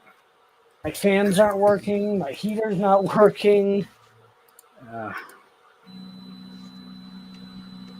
Yeah. That's what you get for getting a used Creality machine. That's just the board. Something's going on with that board. It could be the board. It could be the breakout board. It could be the. Yeah, it could be everything. And Dan, you said you're going to try and make Earth? You said you wiggled the cable for the BL Touch, which caused it to fire. I wiggled the thermistor cable, and the BL Touch was popping in and out. That means there was either the ground or the power for that was, or the signal for that was crossing. And that was causing the difference in the resistance measurement, voltage measurement. I'm saying it's that breakout board because everything that's connected to that breakout board you're having a problem with right now. So I'm saying, extra. Well, either swap it or take it out and just direct wire everything, man, so you can Yeah. alleviate the headache. That's just my opinion. Just I don't know if I can direct wire with it. you can. You can. All you got to do is just wire everything. Figure out which wires go to which wires in that board, and then just make a plug and just plug it all in direct and be done. That's my. You can always get a bunch of jumper wires for right now just to test everything except the heater. Yeah. Right. And then just plug, figure out which wires go to which and just do that. That'd be my suggestion. Because again, you said the fans aren't working, you're having issues with the BL Touch, you're having issues with the thermistor. Everything plugs into that breakout board and then goes down or goes, out from there. So Right. Yeah. I'm just trying to figure out. Kit's doing this magical thing. I might have a brand new board. I'm just making sure the mute function works. I'm gonna have to fucking micro solder because I have a brand new breakout board without any connectors. So I'm gonna have to micro solder. Check that breakout board and see if you got a solder, like one of the solders, like a solder bridge somewhere that you shouldn't have. It could be a cold solder joint or something too, or a couple. See if I can get it off again. Well, how many times I've come across that problem? Yeah, I had that problem on the Huracan behind me back there, actually, where I had to go in and throw some more solder at it, and it was better. To CAN bus it, I don't know if it's worth the money on it. I could, but I need one board to do it. I'm just saying, if nothing else, get a bunch of wire, get a bunch of crimp, some ends, and just crimp your own cables directly to hot end. Call it good. If I'm going to waste the time doing that, I'm going to CAN bus it. If you're going to waste the time doing that, just leave it there, and I'll pick it up when I come to Remurf next year. In the garage. Just bring it to Remurf. I'll give you something to do. I'll just sit at a table. We'll have plenty of printers. That'll be my whole thing. Yeah, we'll have plenty for you to do. Oh yeah, I'm gonna be. I'll be running around. Yeah, I'm gonna come up with start stuff for planning you. my trip now because I'm gonna make Murph a vacation. So boy. go to Atlantic City. I mean, go to Vegas. Vegas. Vegas. Yeah. I would say You there's can tell I'm probably getting old, right? this thing looks Hey. hand soldered. Holy crap! Do Vegas and do Murph, and then possibly even California. My brother is out in Orange County, Temecula, California. This literally looks hand soldered. One of the few brothers I got left. I had 5 of them pass away in the past 4 years. That sucks. The last one passed away 3 weeks ago.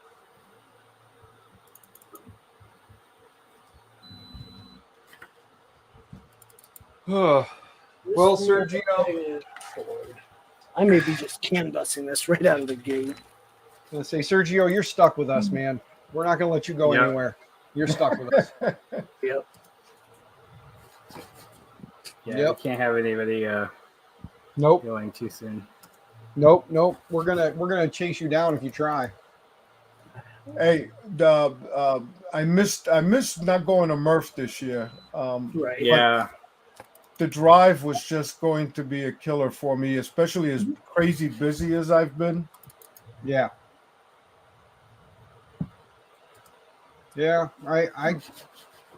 I missed you, good sir. It was weird not seeing you there after seeing you for the last like 2 years, and then you weren't there. I was like, Yeah. You know, my wife said if we're going next year, we're gonna fly. yeah. Yeah.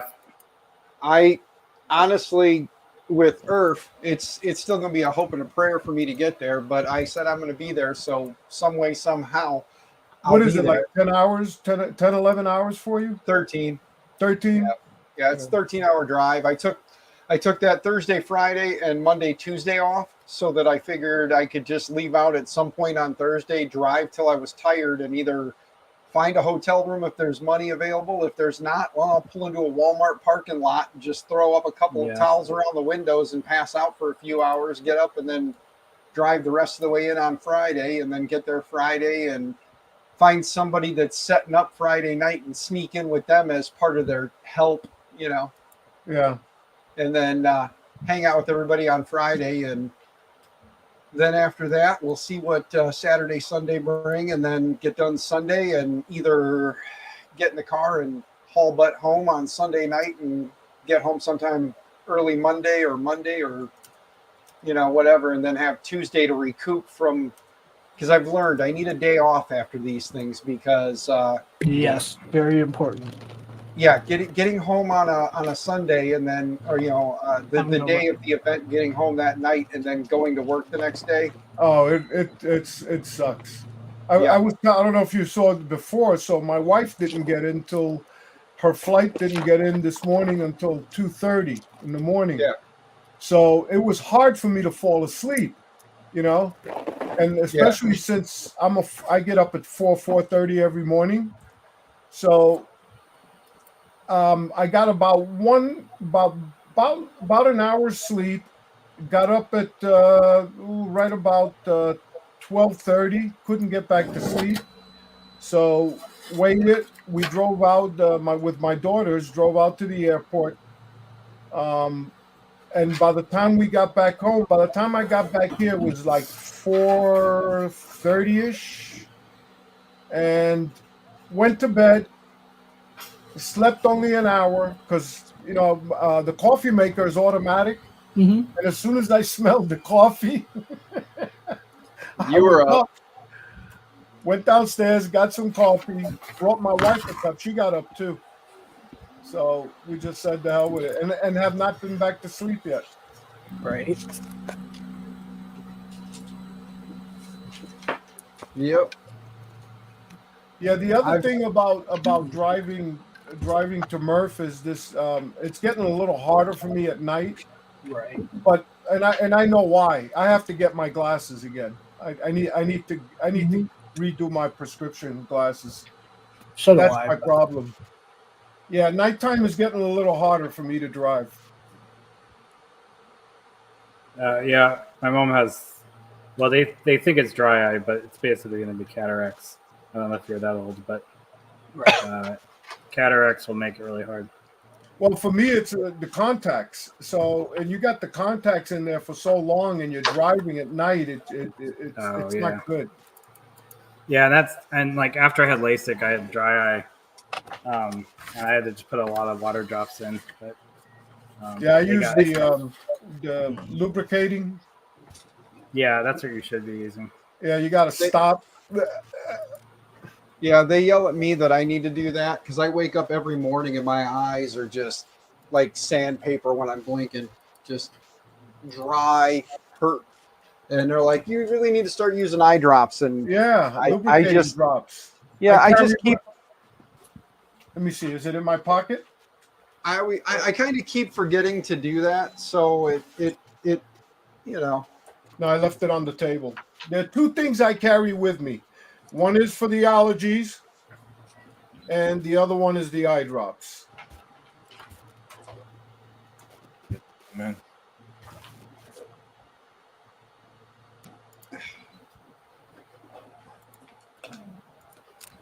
Oh, thank you, Midlife Chaos. I hadn't seen that. That's because I'm not paying attention to the chat. I've been watching. I was waiting for somebody to yell at me for something stupid, so I just been watching and waiting. I figure I'm going to do something dumb, and somebody's going to catch me and let me know I'm being stupid again. Again? Yeah, I know. At least I can admit I do stupid things often. Often? Often? Very often. All the time? Yeah. All the time. Very often. You know. Just ask your wife. She'll know. Manual calibration kind of still sucks. Like, you have to do it with our console. I kind of wish there was. I guess there's a macro for it. I guess I could make a macro. Yeah, there's macros for everything. Thank you, Clipper, for making that part of 3D printing so much easier. Yeah, that is nice. Hey, Dan, Thomas said, do you ever stop? Nope. Dan? Nope, I'm just one stupid thing right after another. Yeah. At least that's what his wife tells him all the time. As long as it's not car problems. I've had enough of that. Him and car problems are like white and rice. Yeah. Someday he'll So one win thing the I don't lotto. like it. He One won't thing have I don't car- like about this is, if we had the lotto, then I would just buy a bunch of bamboo printers. And, 1,000 bamboos in one shot. No, I'd be buying an EOS like powder bed printer and direct SLS. metal centering, and Mhm. I'd have a full fabrication shop, industrial automation shop. Fabrication branch. Oh yeah, I would be like Titans of CNC, except for less annoying. I would have all those like Mazaks and fancy Haas's and stuff. I would have to hire people too. That's the other thing. You wouldn't. Your manager would. Oh yeah, yeah. You are right. Hey, I could hire you as a manager. And what's good about being a millionaire is that if your business doesn't make a profit, you got more millions, right? Isn't that how that works? Yeah, you just remember you keep receiving bonuses, and then you don't have to worry about taking any profits. That's true. Yeah. If the business keeps making, you don't have money, to pay taxes if you have a loss. If you keep taking losses, you don't have to pay taxes on it. Yeah, but you can only get away with that for so long. Every so often, your business has to show like a profit, because if not, legally, I got told when I filed my taxes this year for DB3D Media, I got told that if our business doesn't show a profit, at least every 2 years, it was either 2 or 3 years. If we don't show a profit every 2 or 3 years, then it's considered a hobby, not a business, and we lose our That's so LLC. funny. Yeah, we lose our I'm gonna LLC have and that our issue ability next year. to our ability to enjoy being an LLC. So I was like, well, it's a good thing we showed a profit last year. Right. Oh, that's cool. So now I got 2 or 3 years before I have to show a profit again. My goal is to actually make money this year, but we'll see. Yeah, I need to do an LLC just so I can, because once I get my CNC done, I'm gonna push hard on wood products because I want to do signage and like craft wood stuff. But like I don't know, like laser cutting, I've kind of just been at a standstill. Like what I want to do with it, I don't really know what I want to do with it. And also operating a laser. I mean, I got my laser for a really good deal, and I got it pretty good. But I noticed that the tube is not 100%, and it's a 50-watt tube. Like it takes a while to cut stuff. When it really should be able to cut like 1/8-inch plywood pretty easily. The lens is clean, and the mirrors are aligned. It's just, I think the laser is just dead. It's just you don't have any reference point on what a good laser, like what a 50-watt laser should be able to do, because all lasers are different, right? The optics and everything changes. So, like, really, the only reference you'd have is to like do a test cut when you first get the machine brand new, and then if you notice that your feeds and speeds don't work, you need to be able to test, is my laser good or not, so it's kind of interesting. Lasers are really hard to, I don't know, it's a lot of maintenance too. It's not, I don't know if it's worth it, because Etsy, you can buy stuff from China and resell on Etsy, and then people with like diode lasers can just do engraving stuff way cheaper and easier and sell it on Etsy. Like I just feel like Etsy is way too saturated with laser cutting stuff to make any money. But my local, like my neighborhood and local like craft fairs, I don't think there's a lot of people that are doing what I'm doing. So like I would have better luck locally than I would, selling online. But there's only so much decor stuff that I actually want to do. But like and you can't, like, I'd have to license like sports stuff if I wanted to do like Cardinals and stuff. I don't know if anybody sells stuff on Etsy, but I used to. I don't do it much anymore because yeah, I enjoy like money. I think I enjoy creating stuff and selling it. I just don't know, like, if it's worth my time, until I do it. Daddy Waddy was posting some pictures of being at a fair today on 3D print. I believe it's place.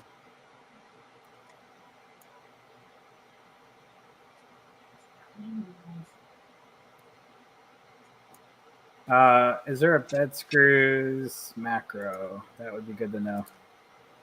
I don't think it has bed screws.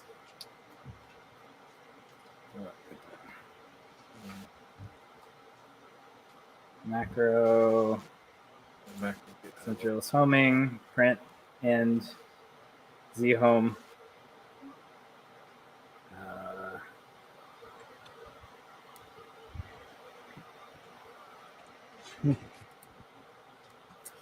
Let's add a bed screws macro. And I think I want XY.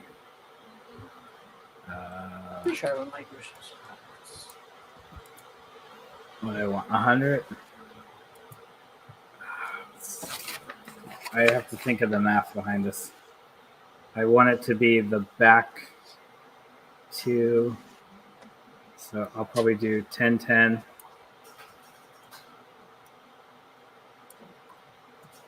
And then I want to do X 100, 10 maybe, 10, and then I want to do the third screw is the front, and and that would be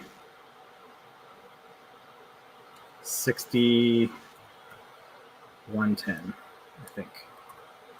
Okay, here we go.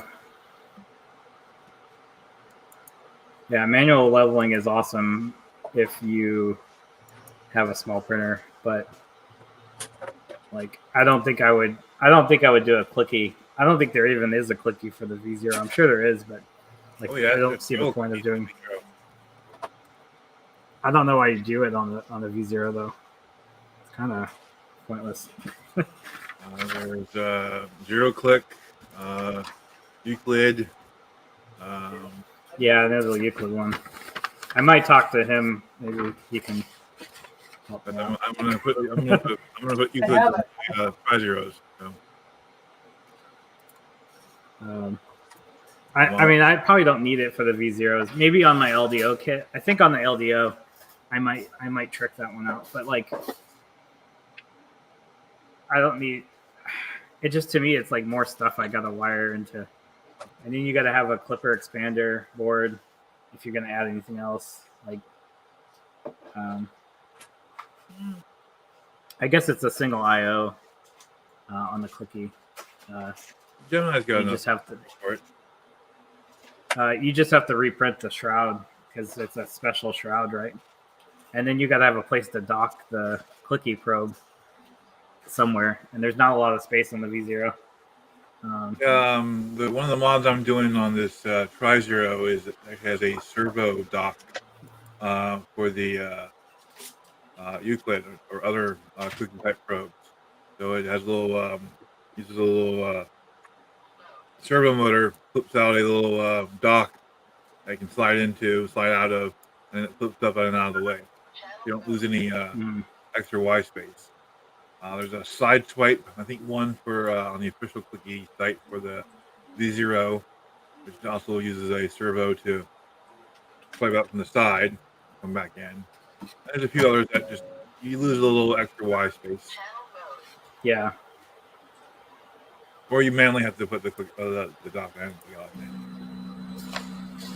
I mean, I don't mind doing it manually. It's just like on my Delta printer, I did manual Delta calibration on that little tiny printer I have, and that worked better than the auto calibration that was on it originally. And like Delta printers, you only really have to calibrate once, as long as you don't move it. You know, it's surprisingly good. I'll drop a link to Zero Click in the private chat. Oh, 0, 0 is positive 0, so it's on this corner. That's annoying. In front.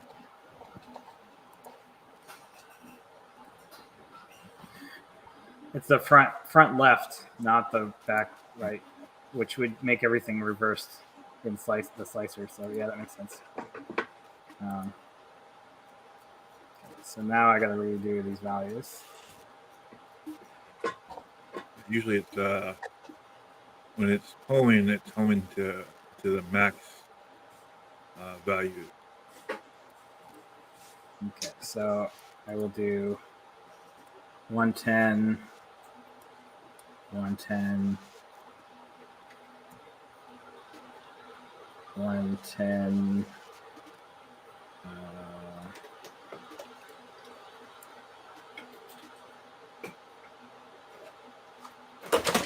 10. Don't do that. 10, 110. And then 60 is 60x 10. Okay. Man, just doing like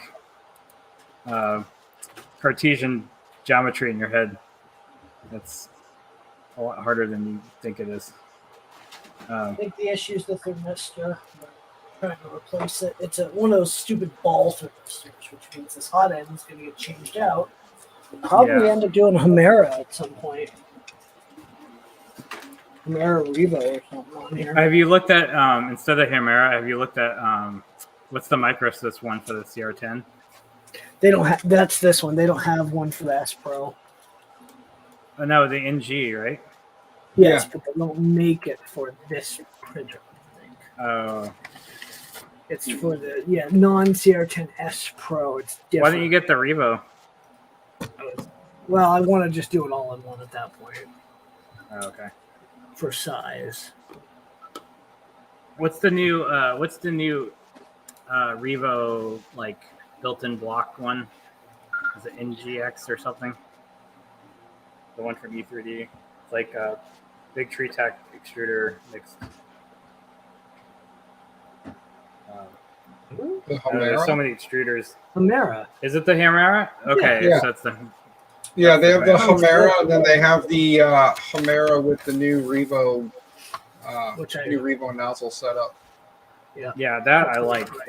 I just wish there was more Delta printer friendly things out there. Yeah, it's That is $200 not- for a Homera XS. I'm not spending that on this printer. Even with the 15% discount. Yeah, Justin Yeah. Justin has limits, guys. And on a free printer, if it costs more than $5, it's too much. Nah, that's not true. I see all those printers behind them. Yep, this is true. You're not like me. You can't just win printers every time you go to an event. If you win at Earth, you cannot Yeah, have a early printer. event. There's no rules. It's a separate event. Remurf would be a completely. I'm going to separate get event. Nick involved with this. It's not fraud if you don't get caught. I'm going to hit my local fingerprint. I'm calling for it. No, I'm kidding. I've been on a winning streak on streams lately. I won two Oh, yeah? Creality. I won two Creality. I won one from Jerry. Yeah. As a matter of fact, that's the filament I won over there, and I got a T-shirt coming from Creality. And on Jerry's stream, I won this bottle of resin over here.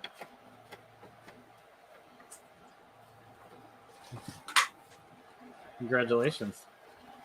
Yeah, I just have to use the bottle of resin.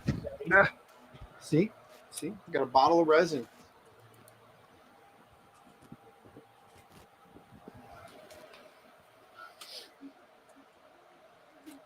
Can't pronounce the name of the company. It's Jamg. Jamhi. Huh? He says Jamhi. Yeah. It's yeah. Well, it says it's good till July of next year, so hopefully it'll last a little while because I don't do much resin printing. But Yeah, I have resin that's a year expired and it's still good. yeah, I had resin that I haven't opened yet from over a year ago. I have a resin printer I haven't even set up yet from over a year ago. Cool.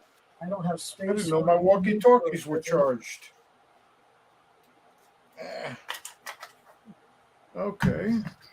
Yeah, I don't think these springs have a lot of travel. I think I either need to double up on the springs or get thicker springs, because I'm basically bottoming out on my Z adjust or my head screw adjust.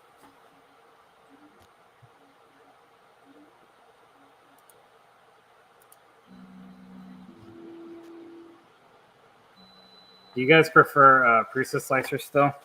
Yeah. Or is everybody in Orca? It's super. I Prusa Slicer does a better job hiding seams. Especially the new updates. Have you seen what it does on the new updates? I haven't done. Man. The only thing I've seen is the. Uh-oh, that's broken. I use all three, but I've mostly been using Orca and Prusa. I mean, Orca has a lot of the stuff that Super Slicer had in it already, so. And unfortunately, the guy who developed Super Slicer doesn't have time for it anymore. Yeah, Prusa Slicer has financial backing, and that's why I'll continue with it. I'm almost tempted to. I know this is blasphemous, but like. Prusa Slicer came out with some new updates too. I haven't gone through it yet though. Yeah, they just came out with their Orca. one. Viking says Orca, yeah. Yeah, and Orca will eventually get most of the stuff that Prusa had. So, since it's a fork of bamboo, but they have presets in there for a lot of other printers. Oh yeah.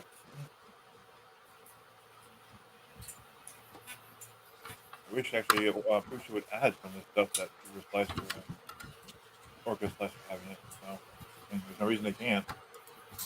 I hear most of those profiles are pretty good too.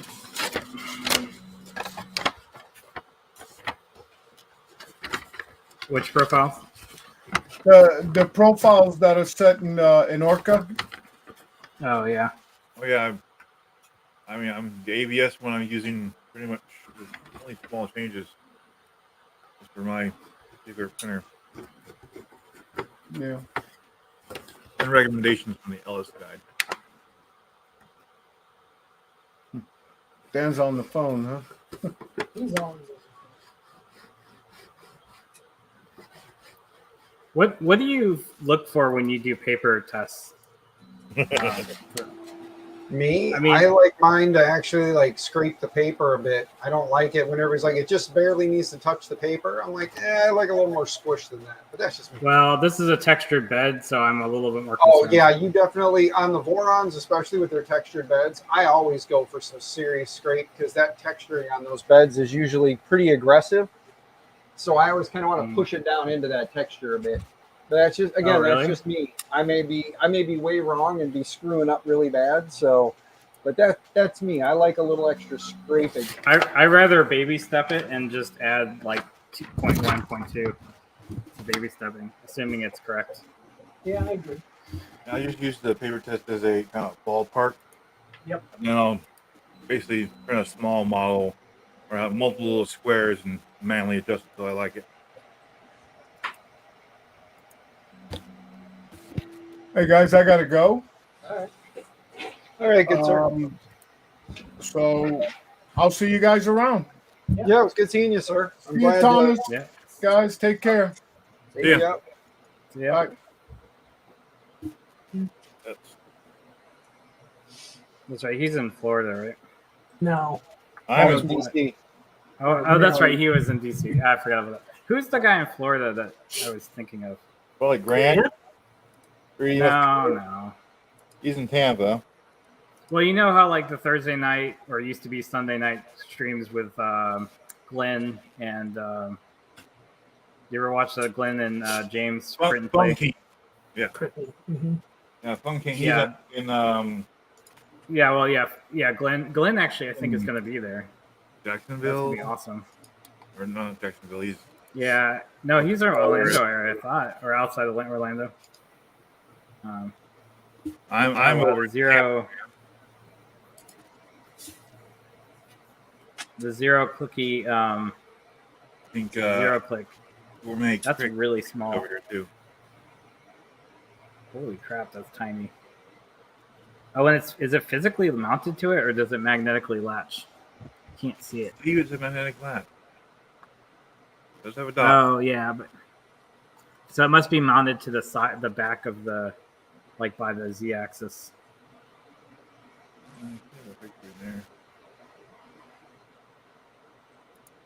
I just didn't see how it gets on there. Here's a little video you can click. Oh, the magnet part is mounted to the back of the fan shroud, and then it has the two magnets inside of it, and then the switch itself is. The switch itself is floating, and then the two magnets act as the contact pad. Got it. Yeah, I think I remember that. But like the way you make those magnets has to be really precise, I would imagine. Or relatively precise, enough that you can have a consistent offset. Because you probe it with the clicky, and then you have to know the distance between the nozzle and the clicky probe. So unless you have a touch off. Well, the magnets are glued in. So there's magnets in the holder, and there's magnets in the probe. So Yes. So as it picks it up though, it has to consistently pick it up in the same spot. Is what I'm talking about. And then, but then you still have to have the offset, the probe offset. Oh yeah, set and that's true with traditional clicky, and even with the yeah unclicky, which uses a reverse magnet, so instead of using a direct connection with a magnet, or instead of using a switch, Unclicky uses the two opposing magnets to create a magnetic, floater. Yeah. When you probe, it presses the one metal up into the contact, and then when you let go, the anti-magnetic force pushes it back down. Oh, and there must be. Oh, so this one has a little dock that It's in the back pulls corner. it. Yeah. Okay. So it is in the back corner, but it has to. Does it only work with fits behind the V0 toolhead, afterburner, or any after Sherpa. 4 millimeters of bed loss. Oh, 4x4 of total, or 4 millimeters off of each X and Y.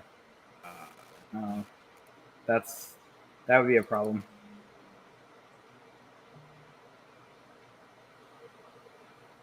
Actually, let me look at the video. That would probably help. Obviously, I'm not going to do this probably anytime soon because what works, but I know how modding is. I'll drop a link for another one in there for the mod I'm using for my Tri-Zero. Oh, what is the bed screws they're using? Oh, that's the Tri-Zero has those kinematic couplings too. I forget about that.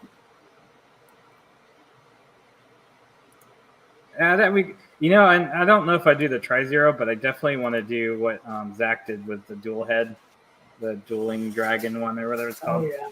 There's the dueling dragon. There's also the dueling zero. So the dueling zero, yeah. If you click on Z Run Show's main profile there on the first one, he's got both repositories. So he designed both of those.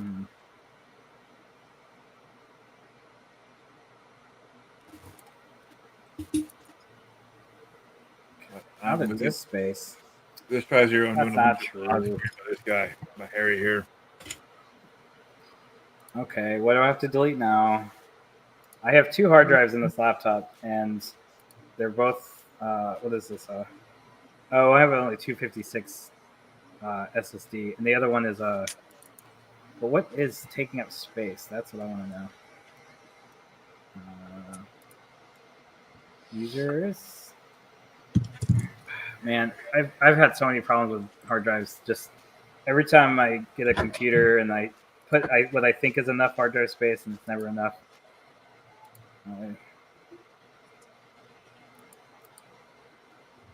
What's this file?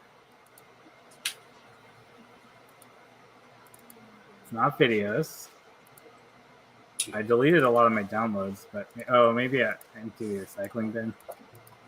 I haven't done that in a while.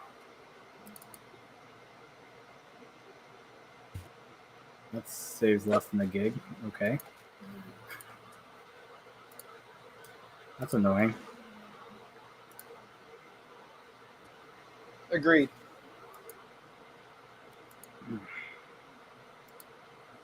How much disk space do I need? 100 megabytes. 1.21 gigawatts. Exactly. Good number.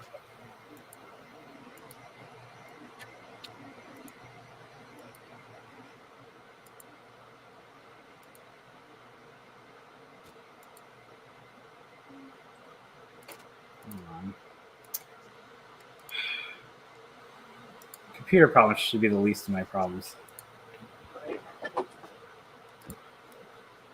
What's in downloads? I got the chiptune music. I don't need that. I don't need iTunes set up. HMI tools. Oh, never mind. Yeah, any installer that I have installed or running, like, I don't need that. That is a video. I got multiple versions of Lightburn, which my license expired. I need to. That's why I'm thinking about going to Lightburn Con or Lightburn Expo, is so that I can get you get like a year license, Mhm. extended license of it. So it might be worth it, but this laptop I've had for like 4 or 5 years, and I think I've only done one Windows wipe on it. I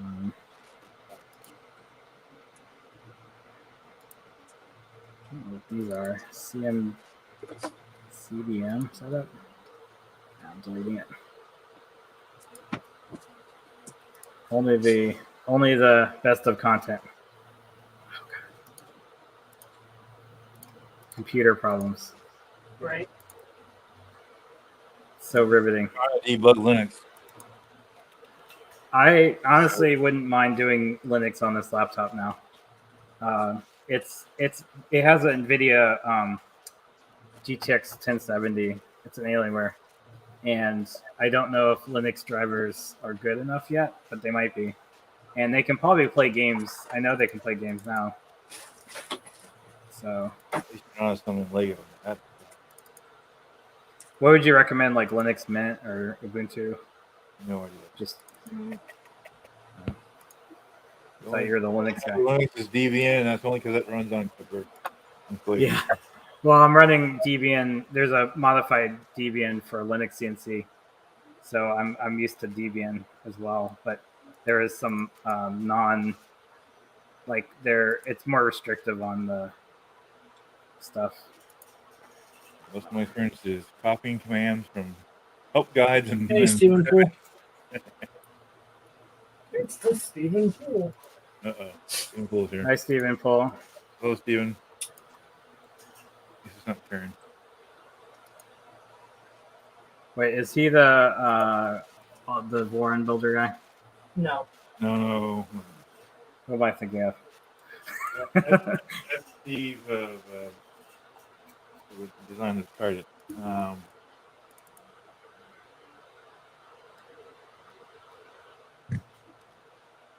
Still reading negative.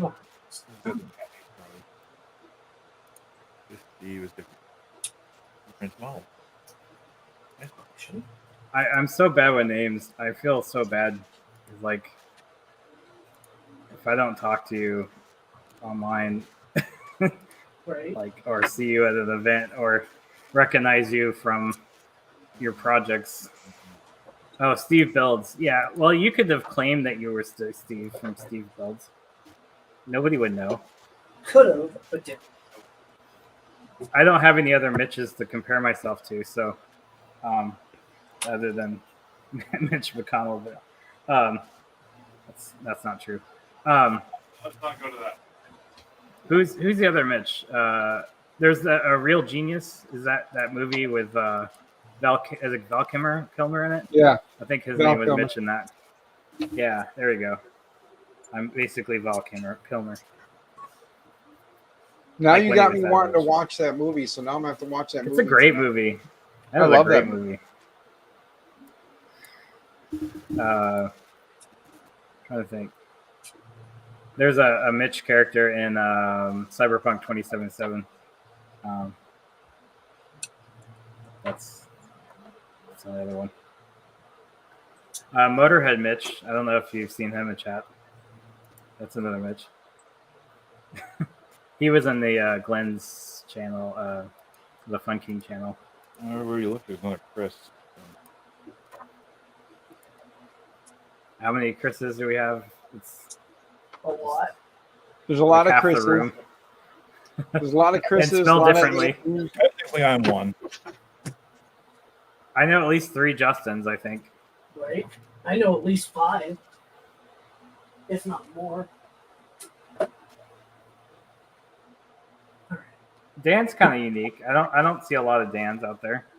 There's a couple of us. There's me. There's Modbot. Oh, Modbot's Dan?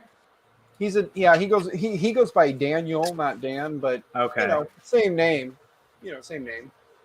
But yeah, Modbot is Daniel. Trying to remember. I think there's a couple more floating around. I know there's a couple that come visit in chat, not so much, stream, but there's a couple more. Yeah.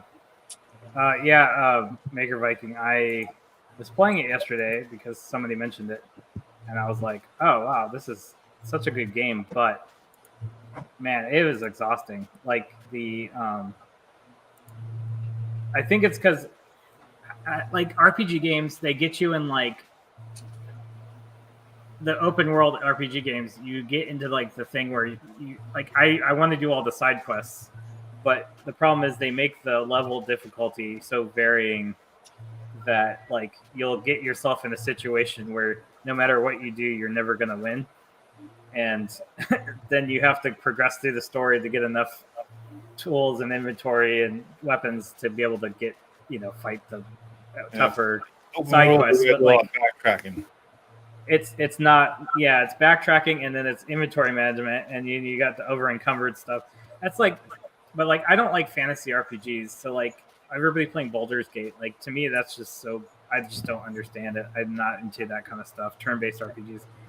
But like shooter RPGs are kind of fun. Like Borderlands was similar, and that wasn't as open world as Cyberpunk. Cyberpunk is like the most background story game with like it's just like an expanded version of BioShock or System Shock. Like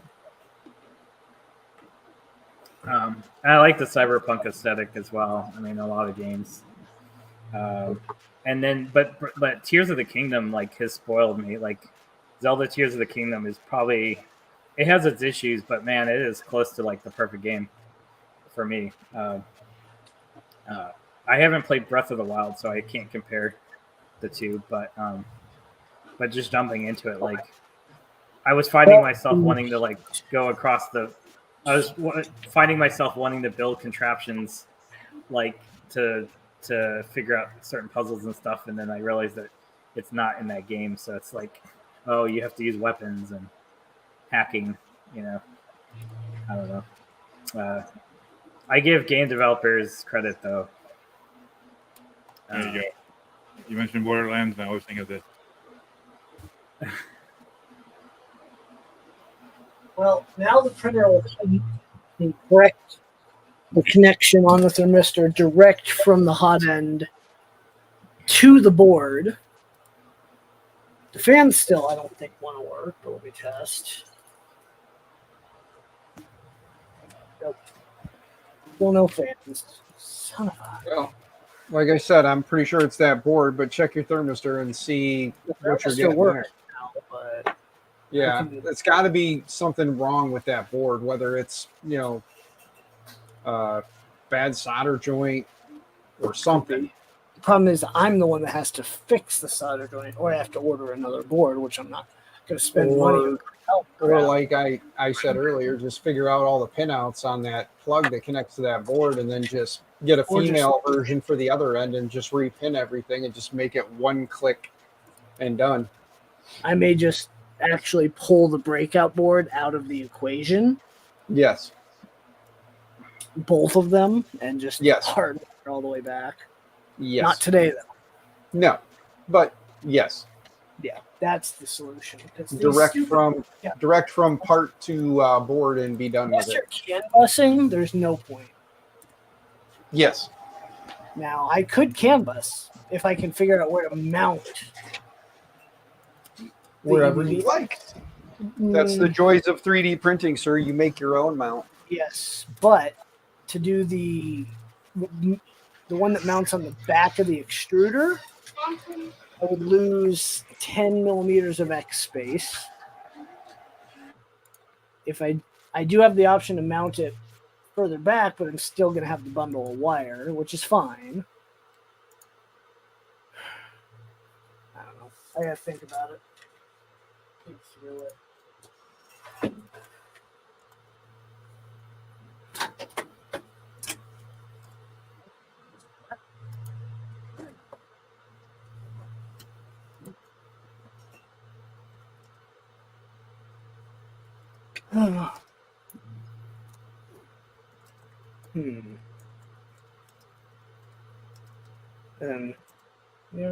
Canvas would be good. I just got to figure out the proper canvas board. Name a good GameCube Wii game. My friend just got a Dolphin emulator. You want a I GameCube said game or GameCube or Wii game? either one. Skies of Arcadia Legends. Skies of Arcadia. It's an RPG What? though. So one of my favorite RPGs. Legends. Oh, is that a JRPG? Yeah, it's got a fantasy sci-fi feel to it. Yeah, that looks like an N64 game. It was originally on the Dreamcast. Oh, was it? I I kind of wonder what JRPG game would kind of turn me into JRPGs. Like, I guess the Final Fantasy series. Any of the Tales of games? Which one? Any of the Tales? The most recent one's Tales of Arise. The traditional ones were like Tales of Symphonia, Tales of Vesperia, Tales of Berseria, Tales of the Abyss, favorite on PS2. Oh, it's like a whole series. Well, they're related mostly in like design elements and game. They kind of have like chibi characters and a apple gel and a lemon gel, or your restorative items. And those are the same throughout the games, but the characters where they take place and all that can differ from game to game. It's like Final Fantasy, where most Final Fantasy games are not interconnected. They have a lot of the same world building elements, but not the exact same stories or the same world per se. Another one on PS2 was Star Ocean 2, which is a sci-fi RPG. So it was also fantasy too. So I always love those sci-fi fantasy, both genre properties. Which one is that? So you dropped off. That was a PS2, so that won't be on what you're looking for. Here. Well, Wii, of course, any of the Metroid Prime games. Oh yeah, Metroid Prime's great. And then Punishment, Wii was a great one. That was a shooter.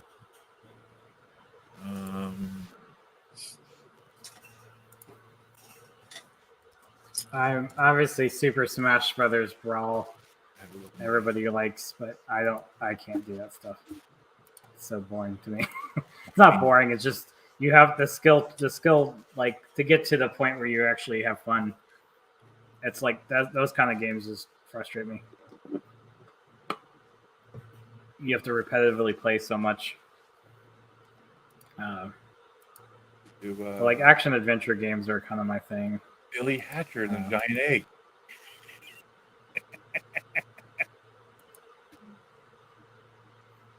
Where'd Dan go? Knowing Dan, everywhere. Oh, okay. Justin, what's your favorite game? Probably effing around. Yeah, recently it's Far Cry. Far Cry? The newest one? Yep. Far Cry 6. Hey, somebody wants to offer promotion to your channel. I got it. What'd you say about sex? Is that what I heard? How do I... There we go. It's not that kind of stream. Nice try. That's the same post that you had in yours. Yeah, I know. It's a different name, though. They're pretty good with their generators. You've hit it big when you got the Xbox. No. They only hit the small channels because they know they don't have mods. Or the people aren't paying attention enough. Let's sit there on the screen for at least 10-15 minutes. I'm kind of wondering why the LEDs aren't lighting up. I'll be right back. The LEDs are tied into the 5-volt from the header. The only thing I can think of is the polarity is reversed. Also, the shroud is cracked around the fan, and So probably the first thing should be just printing a new fan shroud, afterburner shroud, because that's like a test of good printing is how good you can print the afterburner. Do you? Here's my Seabor V0. All the blue parts are ones I had to print replace. So. Oh, really? The printed parts they gave you are not good? They were decent, but I actually see this blue one right here. Yeah. It actually sent me 2 of the gray one on the other side, so I actually had to print that one just to even get the machine working. That's crazy. And I was like, oh, hey, why? Oh, that's why. I got 2 left legs here, and not a left leg and a right leg. And then some of them were just my own fault. I cracked the fan shroud when trying to put the fans in. I was a little bit more forceful than I had to be. I figured it out afterwards. I'm like, oh, that's how you do it. And I also wanted to use a different tool head because I didn't care for the original mini afterburner where it had a little kink in the filament path. Mini afterburner is way too convoluted.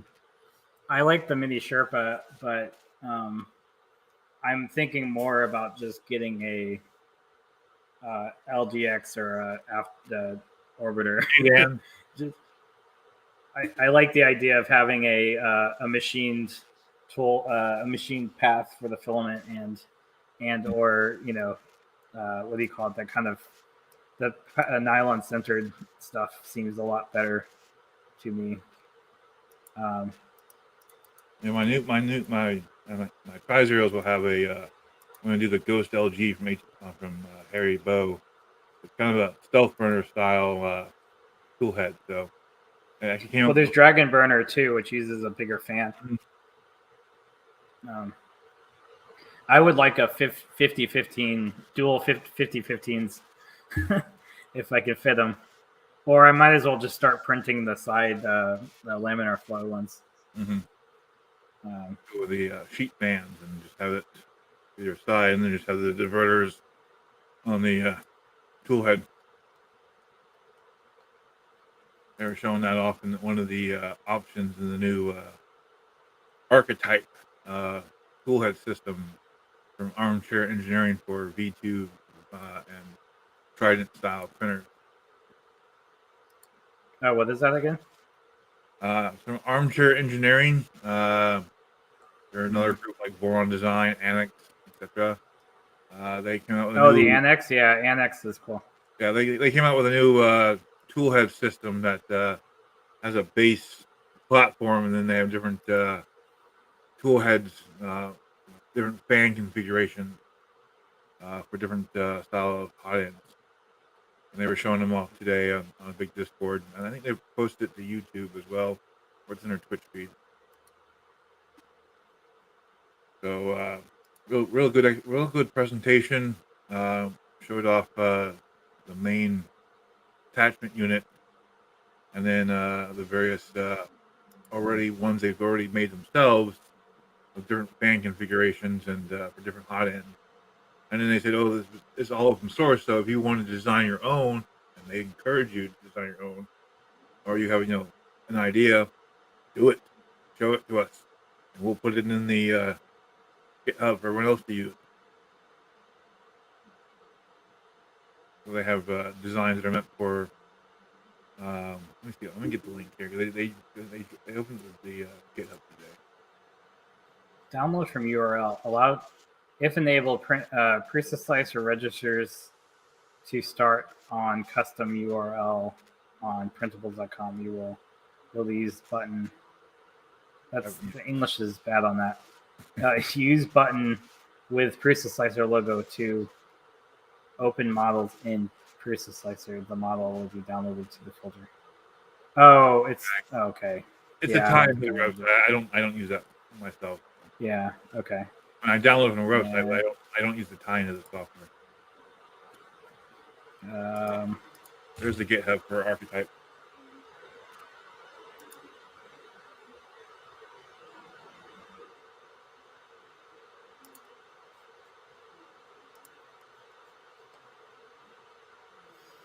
Oh, bye, Dan. I only started watching Armchair Engineering because I've been looking at their Exol toolhead for the 2.4. Right? It uses dual blowers like the old style V2.1, V2.2. So I'm sorry. What did the heads do differently? They're There for different types of hot end, or maybe you have different styles of cooling you want. Like oh, I see. if you check out the truss, I think they have a picture on their main page, but Okay, I am going to print a benchy. I do have a benchy downloaded. Okay. I'm going to use a basic nozzle, 0.2 layer height, basic PLA. I'm going to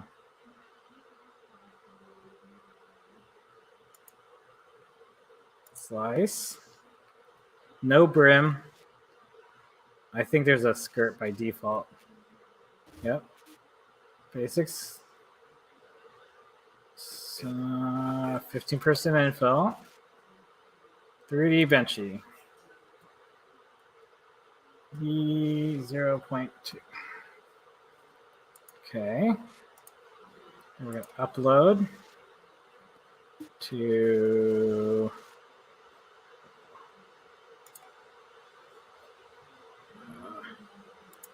the interface is different for me. There is some nice stuff I like about Fluid, but Mainsail kind of seems, I don't know. They look similar to me. Octoprint is really the only weird one. yeah, I depends kind of what started it. Sort of started it. Actually, I think most of either Fluid or Mainsail are kind of more in line with the RFF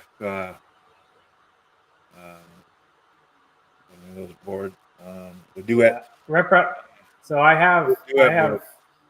yeah, I have two Duet printers. I have the Backpack Delta printer that I carry around, and then the Artemis Delta, the big Delta. And I have done enough with Duets that I am fairly proficient with the Duet.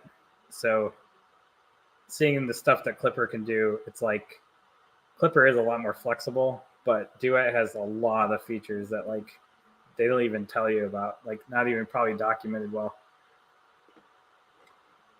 Well, they do have extensive documentation, but I mean, you still got to go on the forums and kind of ask if you want to do anything special. So I got the big tree tech duck.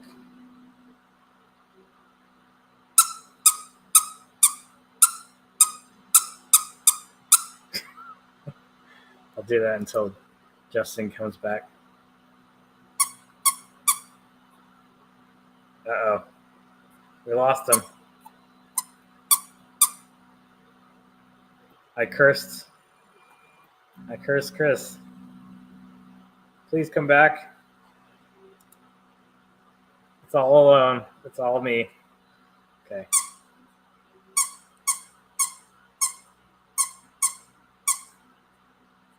Hey, 3D HP. Welcome. That's all I'm going to do on this stream. I'm back. Sorry, my wife was stuck in Longmont train traffic. I guess the train down there decided to stop. And it'll probably be there for 3 or 4 hours, so she had to find her way out of it. Oh, a prime line. I'm trying to figure out my solution for this printer before. Well, wait, it does a prime line and then it gets to temperature? And 55, that's weird. So Water Fox crashed. Oh, I thought it was the ducky. I thought the ducky cursed you.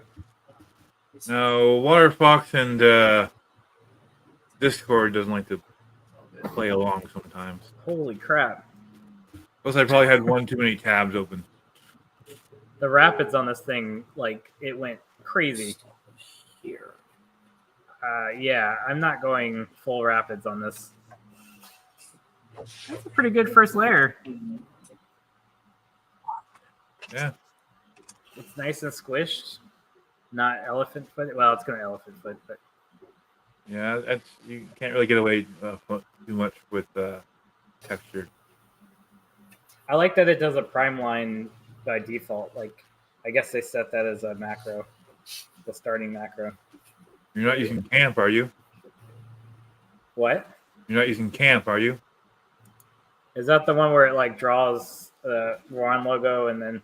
Well, you can. Yeah, that's an option. You don't have to use that though. You can use just a small line. It's one that does them. Oh, actually, no. That's right. Never mind. You can't use camp if you don't have a probe on there. Never mind. What is it supposed to do though? Camp is a. It basically creates a bed mesh only where your print is going to be. Oh yeah. Say you have a 300 size, bed plate, but your print's only 150 millimeter by 150 millimeter. Camp will make a mesh just for that spacing. The mesh in the entire bed. But How does this look like it's offset? It looks like it's off center by like 10 millimeters. It might be the bed dimensions. Yeah, Right.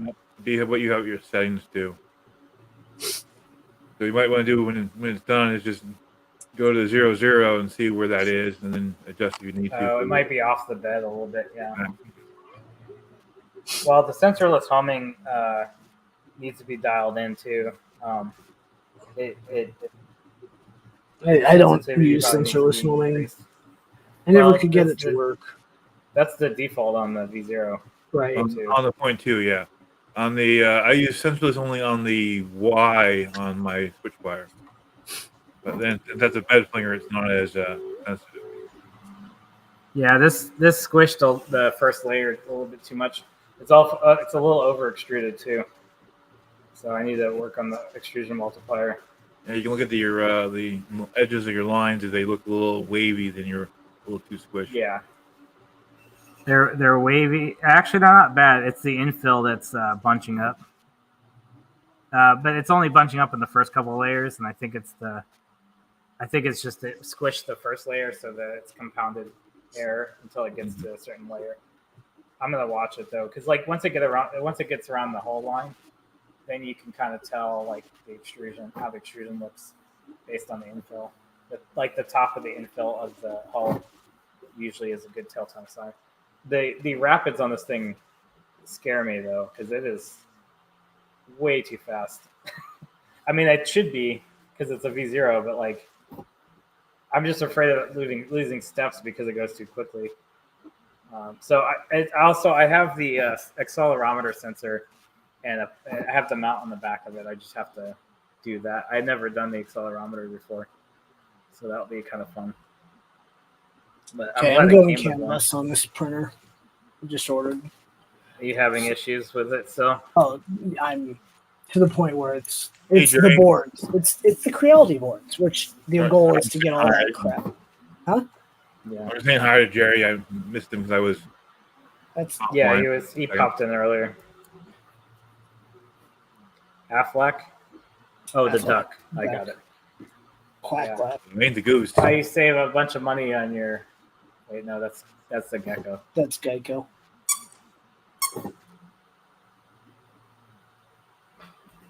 When you get what's her name from Progressive. Right. Allie. Flo. Abby or Flo? Abby, Allie, something like that. Flo, yeah, it's Flo. Flo. Oh, I was thinking AT&T commercial. Oh yeah. Her name's Melania. Yeah. So what I'm going to do, eventually my Prusa MK4 upgrade will come, and I'll have a Bondtech and a Mosquito that I can put on this printer. Because that'll come off of that printer. You need to have Slice Engineering sponsor you. Dude, you know how much that would be awesome? But no, I know those are expensive hot ends. I had the Mosquito that when it first came out, and I just think like once you add in everything, it ends up being like a $300 tool head. Oh, or yeah, like easily. 250. Kit Yeah, playing it's like, llama style, Alt F4. oh, nice. But you think about a high flow Revo with the 60 watt heat cartridge and the high flow nozzles. It gets up to the almost the $200 range if you Right. get all the nozzles. Like it's there's not really a good cheap hot end other than like the Triangle Labs and the Dragon, the Fadus, Yep. and even the Fadus isn't that cheap. The Tri Labs are probably the cheapest one. But like, and then you can get E3D clones for like $10. But like, Oh yeah. that's not worth your time. Although the KPS3 has a E3D clone, and I thought it would be garbage, and it's not total garbage. But I think it's because it has a direct drive extruder.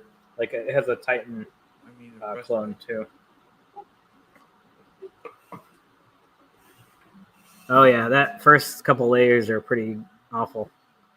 But yeah, there's not really a granular way to figure out first layers on this. I could micro step it and do the squares and measure it and make sure that it's actually accurate.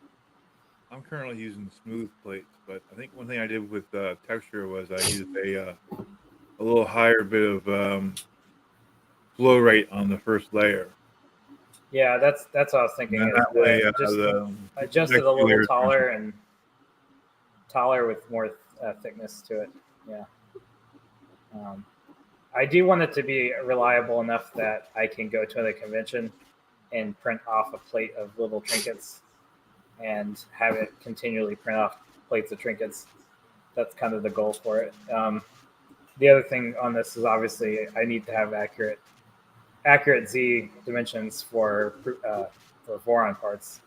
Oh yeah. Because the first layer is really crucial on like the fan shroud, right? If the shroud is squished or any of the parts in the extruder are squished, they're not going to fit together. That was the problem I had with my Delta printer. Is I kind of had to squish my parts in a little bit, and it was hard to fine tune the first layer of squish. That little gantry there is not skewed. I think I have that problem with my Seawar Z0.1. I think it's very slightly skewed. How did you fix that?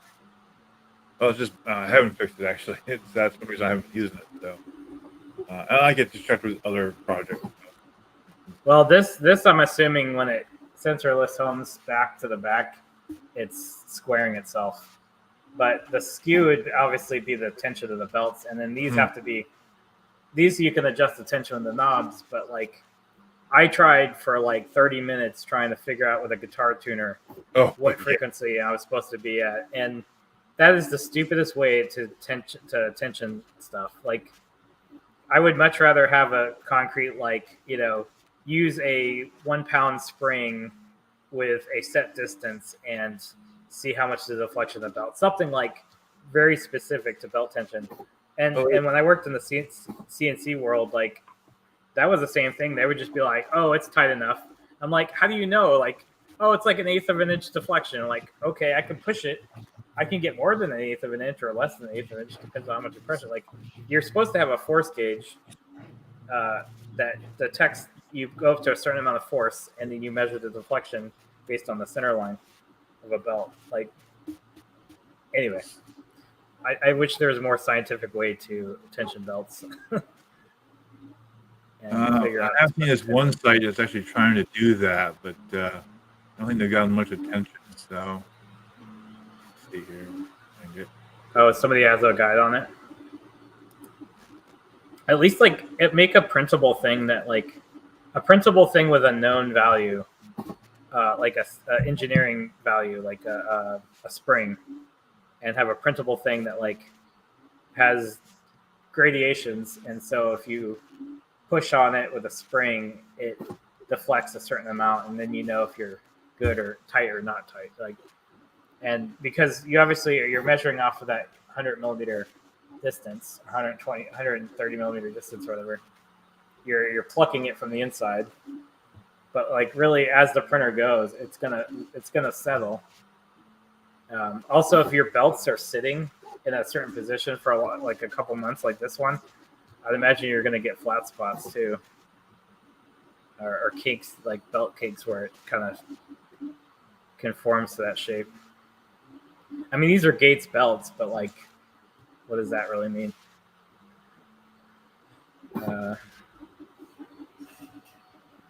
Yep, looks like a benchy. Although there's a blob there's a blob on the hull.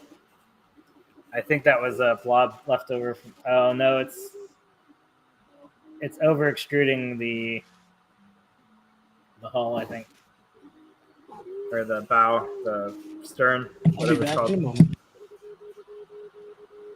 I like that it defaults to wiggly infill.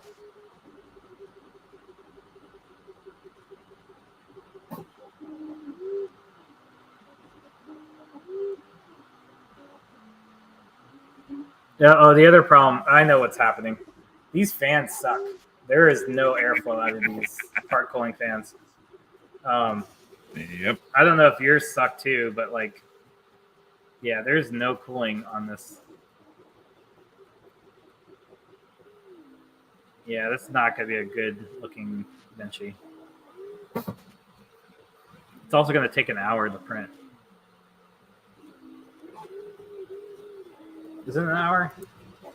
Yeah, hour 20 minutes. That's a slow benchy.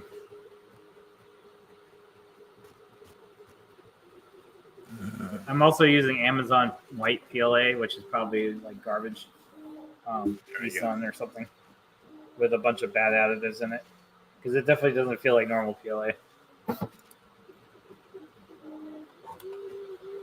I have not actually tried following this guide, but came across it. I can't remember where it was. You're on a stream. Optimum tension, frequency. Either on a stream or it was on a Discord chat.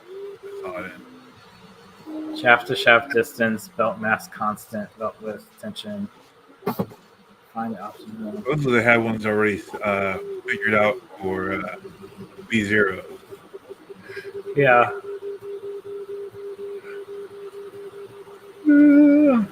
Belt width, belt tension, frequency. I think the problem is that a lot of the phone frequency apps don't they don't give you enough precision on the frequency, like the peak frequency. Also, I think it's just trying to pluck belts is an art. Because sometimes I get a belt to pluck great, and other times it just sounds like thud, thud, quack, and it's tang. Like, oh, there we go. And then I think I'll do the same thing again. Thud. Like, why is it tang and now it's thudding? It said I'm doing the same action. Yeah. It's not quite like a guitar string. It's apparently they're claiming for I think the V0s they're supposed to have like 5 pounds of belt tension, and I think the default is like that's a lot. Yeah. Yeah. I mean, this doesn't seem too bad. Like, I feel like I can wiggle it a little bit. My finger. The best thing I've done is with my 2.4 over there. I printed out one of those little tension meters that don't really measure. They measure what they don't measure to a point. They just measure, and then you can draw a line, and then you can use it to equalize the same tension on the other belts. So I try to get close enough using one of those stupid meters or meter apps, and at least that way I can tune the other belt to the same tension. When you're trying to do, so on the Ellis guide, there, I'm looking at the Ellis guide. There, first layer squish. They have you print a bunch of cubes and then test the thickness of them, I guess, and then do your offset and like try a bunch of them. Mm-hmm. And then like pressure advance is going to be important for this printer too, just because like, you know, you want precision corners and stuff. Extrusion multipliers are the one that screwed me this last time. Is that I calibrated my extrusion multiplier, how I was taught to do it, and then it would cause gaps in my top layers because it would like under extrude the top, and then I would increase it. But then I think the other problem is the Delta printer is your dimensionality is actually based on like arm length and stuff too. So I tried doing XYZ scaling offsets to make my calibration correct, but with ABS it just was all over the place. Like it would be either over 0.4 or 0.2 or under 0.2, like, and it wouldn't be consistent for the inside hole or the cube, like the boron cube. Mhm. I would have like either undersized hole or oversized hole. So I think with a Delta printer, you want to have like the full diameter. You want to print the full diameter part and then measure from the center to the towers and make sure that the distance is correct. You know, the outer dimensions are correct. It's doing pretty good on the fill. The sidewalls look pretty good. I mean, it's not Prusa level yet, but I mean, you can get it down to like less than Prusa level. Here's half the It's issue also- when you're dealing with reality. The pins, that? the parts start coming off of the breakout boards. Hmm. I think I figured out the issue. Oh wait, it's Creality.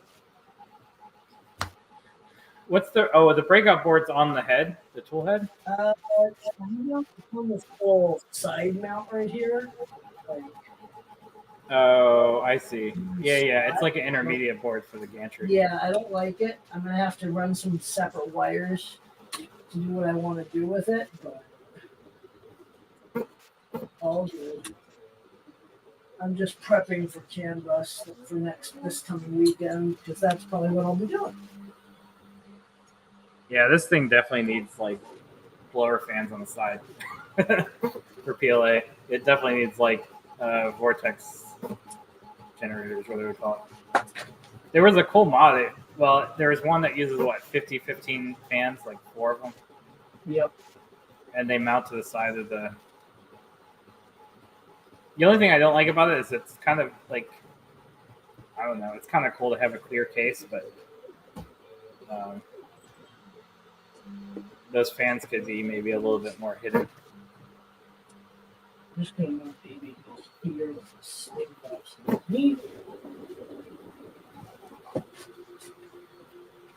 If I was paying like $600 for this printer, though, Right. I don't know. I just don't see this thing being a $600 printer. I don't see this thing being a $600 printer either. The only thing good about that printer, though, is if you got a stock CR10 and you can actually print the full bed volume, like that's how most people get into cosplay. Right. Now you can get like I think Peter's had better luck than I did, but the Cobra Max that we had, I thought it was garbage because the bed was just so warped. Right. And even with the auto leveling probe, like it still didn't make sense to me. Like I couldn't get the full bed flat enough to like print a full bed size part. The only thing I could imagine you would do is just, I had a 0.6 nozzle on there. I think what you'd have to do is what you did, where you have to just put a really thick first layer, like a 0.6, you know, a 0.6 diameter or a 0.3 layer, and then like over extrude the first layer, and then get it to really stick.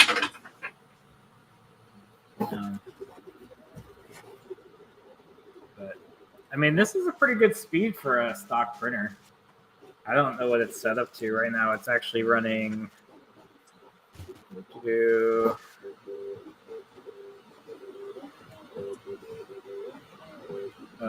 It's only going 40 perimeter.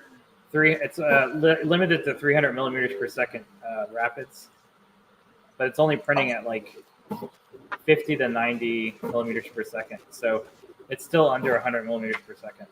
Right. And the flow rate is limited right now. It's only going like 3 millimeters cubed is the max flow rate. Or about almost 407 for the infill.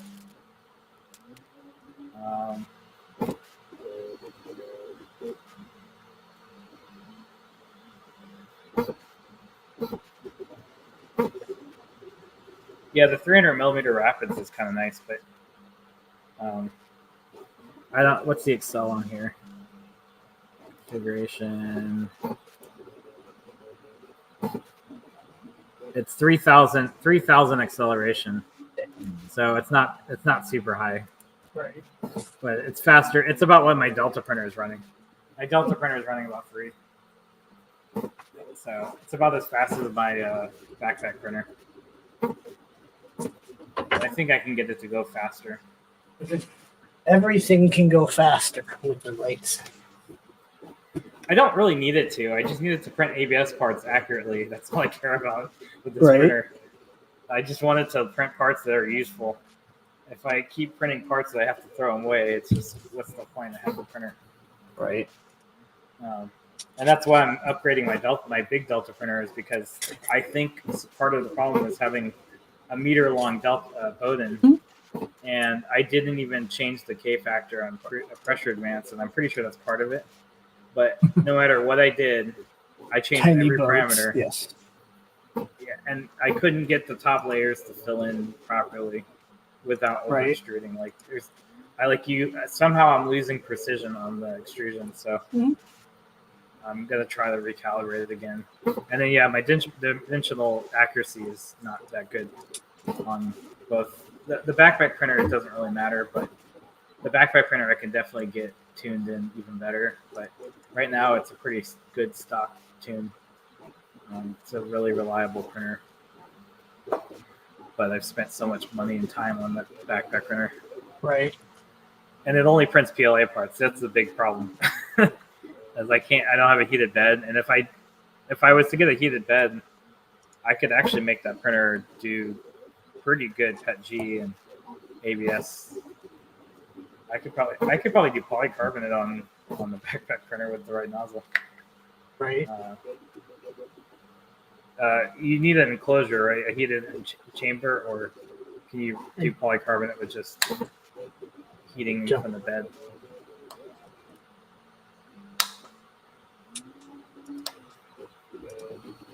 Would you do like 120 on the bed for polycarbonate? Right. I do 110. I don't go over 110 on anything I do. So, but it prints at what, 280? Yeah, 280, 280. And that with carbon fiber, right? You're talking CF. Either. But those parts are supposed to be really tough. That's why I kind of want to do it. I bet the material is expensive too. Yeah, about $90 a kilogram. Ugh, gross. I've used. I mean, nylon X is about that much too. Nylon X is like pounds, like $50 a pound or something. But man, I would. And you got to keep it dry too. That's the big part of it. Yep. Well, that's easy when you have the Sunwoo dryers helps. Oh man. Yeah, the stern, the bow, whatever that is, the stern part is like way over extruded or not cooling. That's an ugly. Yeah, I barely see the fan. Like, I kind of feel it.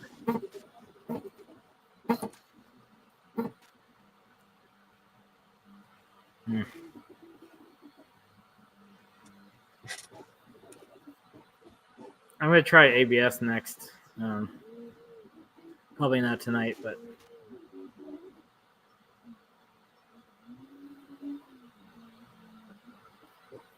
I mean, I could see the air. I could see the wispy parts being blown away around. So it's getting cooling. I think it's just over extruding.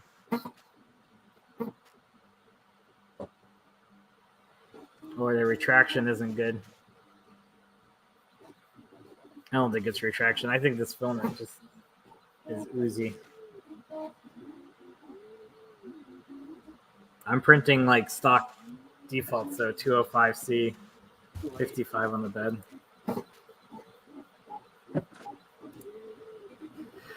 Yeah, I'm gonna have to go through tuning. There's a lot to this. There's gonna be a lot involved. I love tuning. Tiny boat shape. I went through it a little bit. Slight perimeter gaps. Come back, Shen. I'll be back. Flow drop off at high speeds since most people print their printers faster than top layers. Outrunning your hot end. Flow drop off. Sizable flow rate increase at any hot ends. That's probably what I'm having issues with my other printer is flow drop off.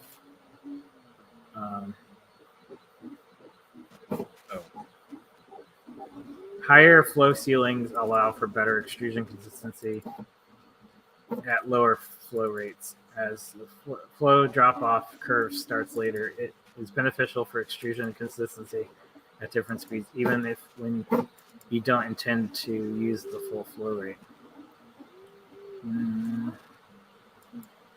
Interesting. That's probably what's happening is I'm outrunning my hot end or vice versa. Could be. Because I know the Revo is pretty much capped at 12 to 13 with a 0.4 nozzle. Or I think it's less than that, like 11. It's 13 with a non-high flow, 18 on PLA with a high flow and 60-watt heater. Yeah, I'm not using a high flow. You should be. Yeah, well. You out here? I wasn't special. I mean, I was special because they gave me one, but I ordered another one. So now I have 4 Revos. And now I got to just put them on printers. I've only got 2/3 of Revo, so I've got some nozzles and I've got the heater core. I don't have the hot end or the heat sink yet. Oh, I didn't see the chat. Chris, KB3D Chris, thanks. Yeah, it's making tiny boats. Not good. They're not good tiny boats, but they're boats. I think they're going to be watertight at least. And shenanigans. I think I've tuned in his stream too. Darth Gollum. I may be a little quiet. I'm trying to figure out where else I need to put the heat sink or heat settings. Unfortunately, there's what is this for? No manual for this thing, so I have to look at the CAD. What is it? For the Tri-Zero mods I'm doing, I gotta look at the CAD in order to figure out where the heat sets go. And there's no real manual.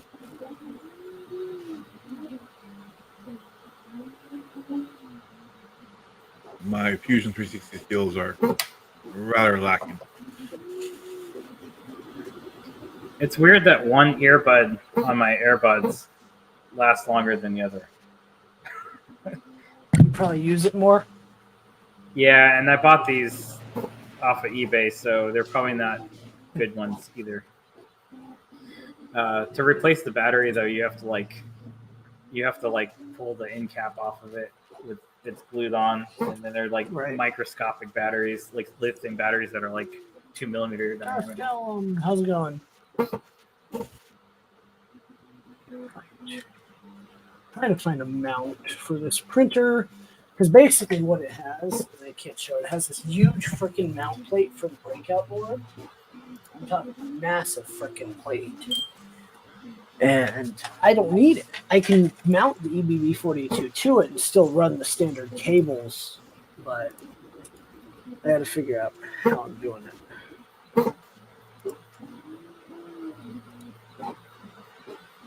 Yeah, I have to go to work tomorrow too. It's inventory week, so this week's the absolute worst week of the year.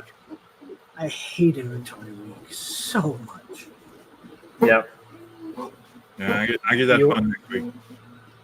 You work retail too? Yep. Yeah. I can't believe people still work retail. Some I of mean, I us guess don't you have actually- to. And mine's not full retail, but I still have to deal with retail.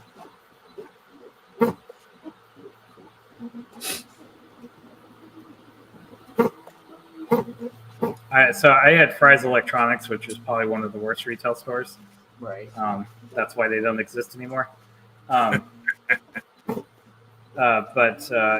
like their inventory was all those like I was in electronic components, which had all those like Heath kits and electronic like everything from really expensive scopes to like every individual like resistor, and you'd have to go through.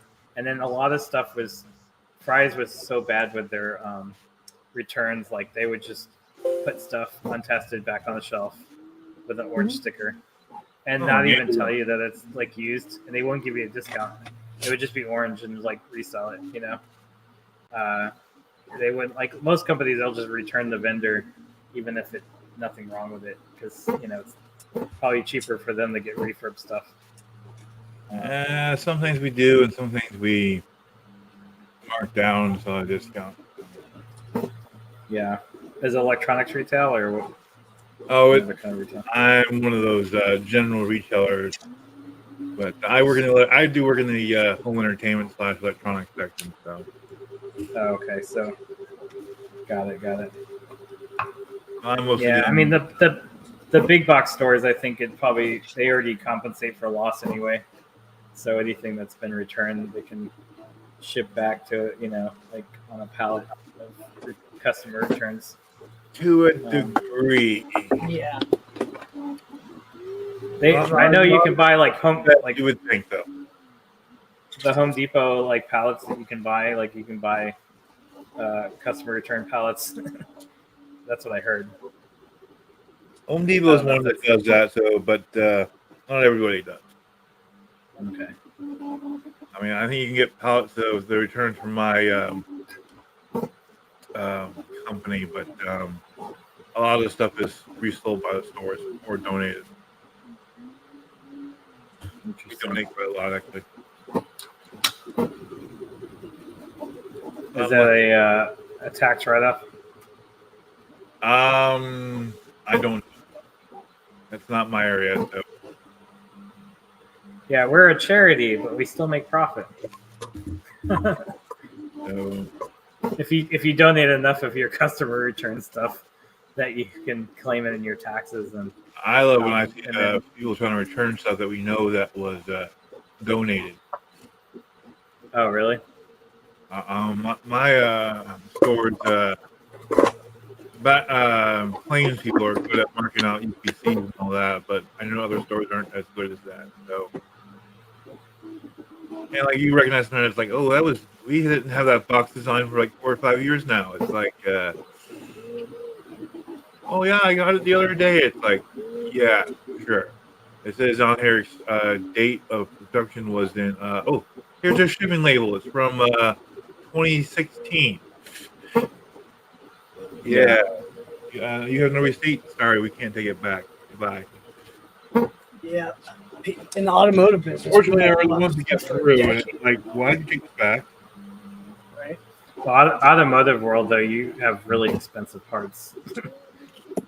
I don't set the prices, so. No, I meant like everybody's Yeah, expensive but you just can't. because. No one does a 10-year return policy. Obviously, I don't work for Costco. Yeah. But Darth Gollum was talking about inventorying dice. That would suck. I don't know. Like working in a game store sounds kind of fun to me. More fun than like electronic retail. Oh, I bet the theft was up through the roof. A game store. Yeah. Well, Fry's Electronics, they would tackle people that would try to steal stuff, and they had that stupid check your receipt at the door kind of thing. And that was not really more for theft than it was to like make sure that the cashiers were actually catching all the items. It was a really stupid system, honestly. And they made their POS system like their POS system was a DOS-based system that was running on a Windows emulation or Windows DOS emulation. A lot of And it retail was just- are running really old hardware and software. Yeah, but even at that, like we had to have customer supervisor approval for everything, and like Are you stubborn? there was like old people that take checks, or when we used to check checks. I mean, I don't know if they still did, but like as soon as you knew an old person was going to take a check, you're like, well, and then you had a lot of cherry picking because we had the valet people that would go through, and so as soon as somebody saw a laptop or something, they're like going over here because there was commission based too on the cashiers. It was so stupid. And then I did the inventory cage, so I was the cage behind the cash register with all the really expensive stuff, and that was stupid too because I had to manually type in every single serial number for every device. They wouldn't give me a barcode reader, even though it was like I could have used one, and then like all the RAM and stuff had like really similar UPCs. So if you were like off by one number, like yeah, and then it was the whole store was so dusty because it was like never cleaned or renovated since it was Incredible Universe, and it would just rain. It would rain dust from the ceiling. It was just the shelves never like were from the 90s and never got updated. Like I don't know. The store was just like, I'm surprised it lasted as long as it did. That's management not having a thing for giving the employees time to. Yeah, like Micro Center does what Fry's should have done. I don't know why Micro Center does better, like because they're one of the few that actually exist still. You know, like In Florida. Best Buy is kind of dying. Who? What? Best who? Best Buy? Best who? Oh, No, I'm joking. Circuit I City. haven't Who? been to Best Buy in like 6 years now, 7, maybe. I think Best Buy only survives because of old people and Yes. small towns. Yes. Small towns and old people and young people that don't do the internet. Or people who don't want to buy a TV and have it come in broken. Well, Well, I give you that. I have bought a TV from Best Buy, but then like I found buying a TV from Micro Center was a better experience. So I kind of bought one TV from Best Buy, one TV from Micro Center, and like Micro Center just has a smaller selection, but I don't know. I feel like you get more service. It's about the same. Micro Center also has some really good deals. Like my this laptop and this laptop wasn't that good, but the other Alienware desktop I got my Alienware desktop for like a couple $100 less than it would be for me to get it new. I think it's just because they had one in inventory and they must have marked it down. But that was when the GPU shortage was happening, so it was like the only way I could get a 3070 without spending $1 million. But I don't know. Nowadays, I kind of like the idea of these like ARM processor MacBooks and like stuff being developed for like non x86 stuff and Linux that like works more portably. And now everything's kind of web based too. But stuff like this, like Prusa Slicer, I'm sure you can get Prusa Slicer for all the platforms, but we're kind of still stuck with x86 and a lot of stuff.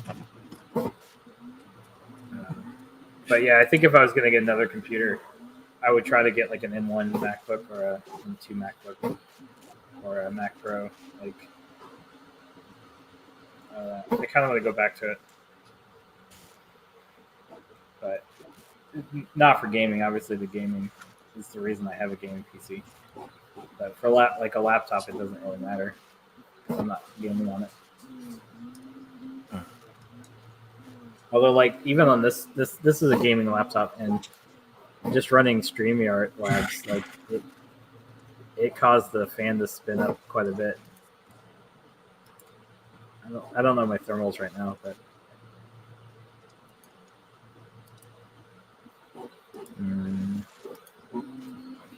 the benchy is benching. It is very stringy. I should be printing with the same filament on the KPS3 and see the difference in print quality. The KPS3 has a 50 millimeter blower fan, so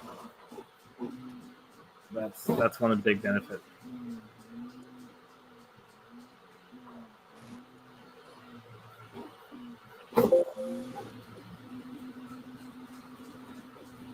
Yeah, that was the problem with Fry's Electronics, was I bought more stuff on discount than I probably made working there. Yeah, it's probably a good thing there's not a Micro Center near me. Yeah, it's dangerous. But it's like Micro Center is cheap now because everything else is so inflated in price. Like, all right, guys. Well, I hate to cut conversation short. My wife's about home. I'm gonna hop off, spend some time with her. There should be a Wednesday, at least hour and a half stream. I don't think we're going to be the full 2.5. Yeah, I might be dealing with a hurricane on Wednesday, so I won't be able to make it. Hey, no hurricanes. hurricane. I didn't approve it. So Dahlia, starts with an I. Right. Is that East Coast? Yeah, I'm in Florida, so I'm in the Tampa Bay area. So there's one Oh, that's so you're used to it. Yucatan, and it's pretty much headed and curving towards the east. So it may go north of me, it may go on me. It's hard to tell. I'm in the danger zone. So right. people look at the That center sounds- line of the danger zone and think, "Oh, that's the path." Like, no, that's not the path. That's the center line. I can go anywhere in that zone, and it usually does. All right, guys. So, Everyone have a good See you night. later. Thank you, YouTube, and Twitch. Yeah, thank you. And we'll see you guys on the Oh, next one. let's see. I'll show up another Okay. stream. We'll see. I'm allergic to everything, so. I'll take a picture of the benchy and post it. Cool. Ending Later. broadcast.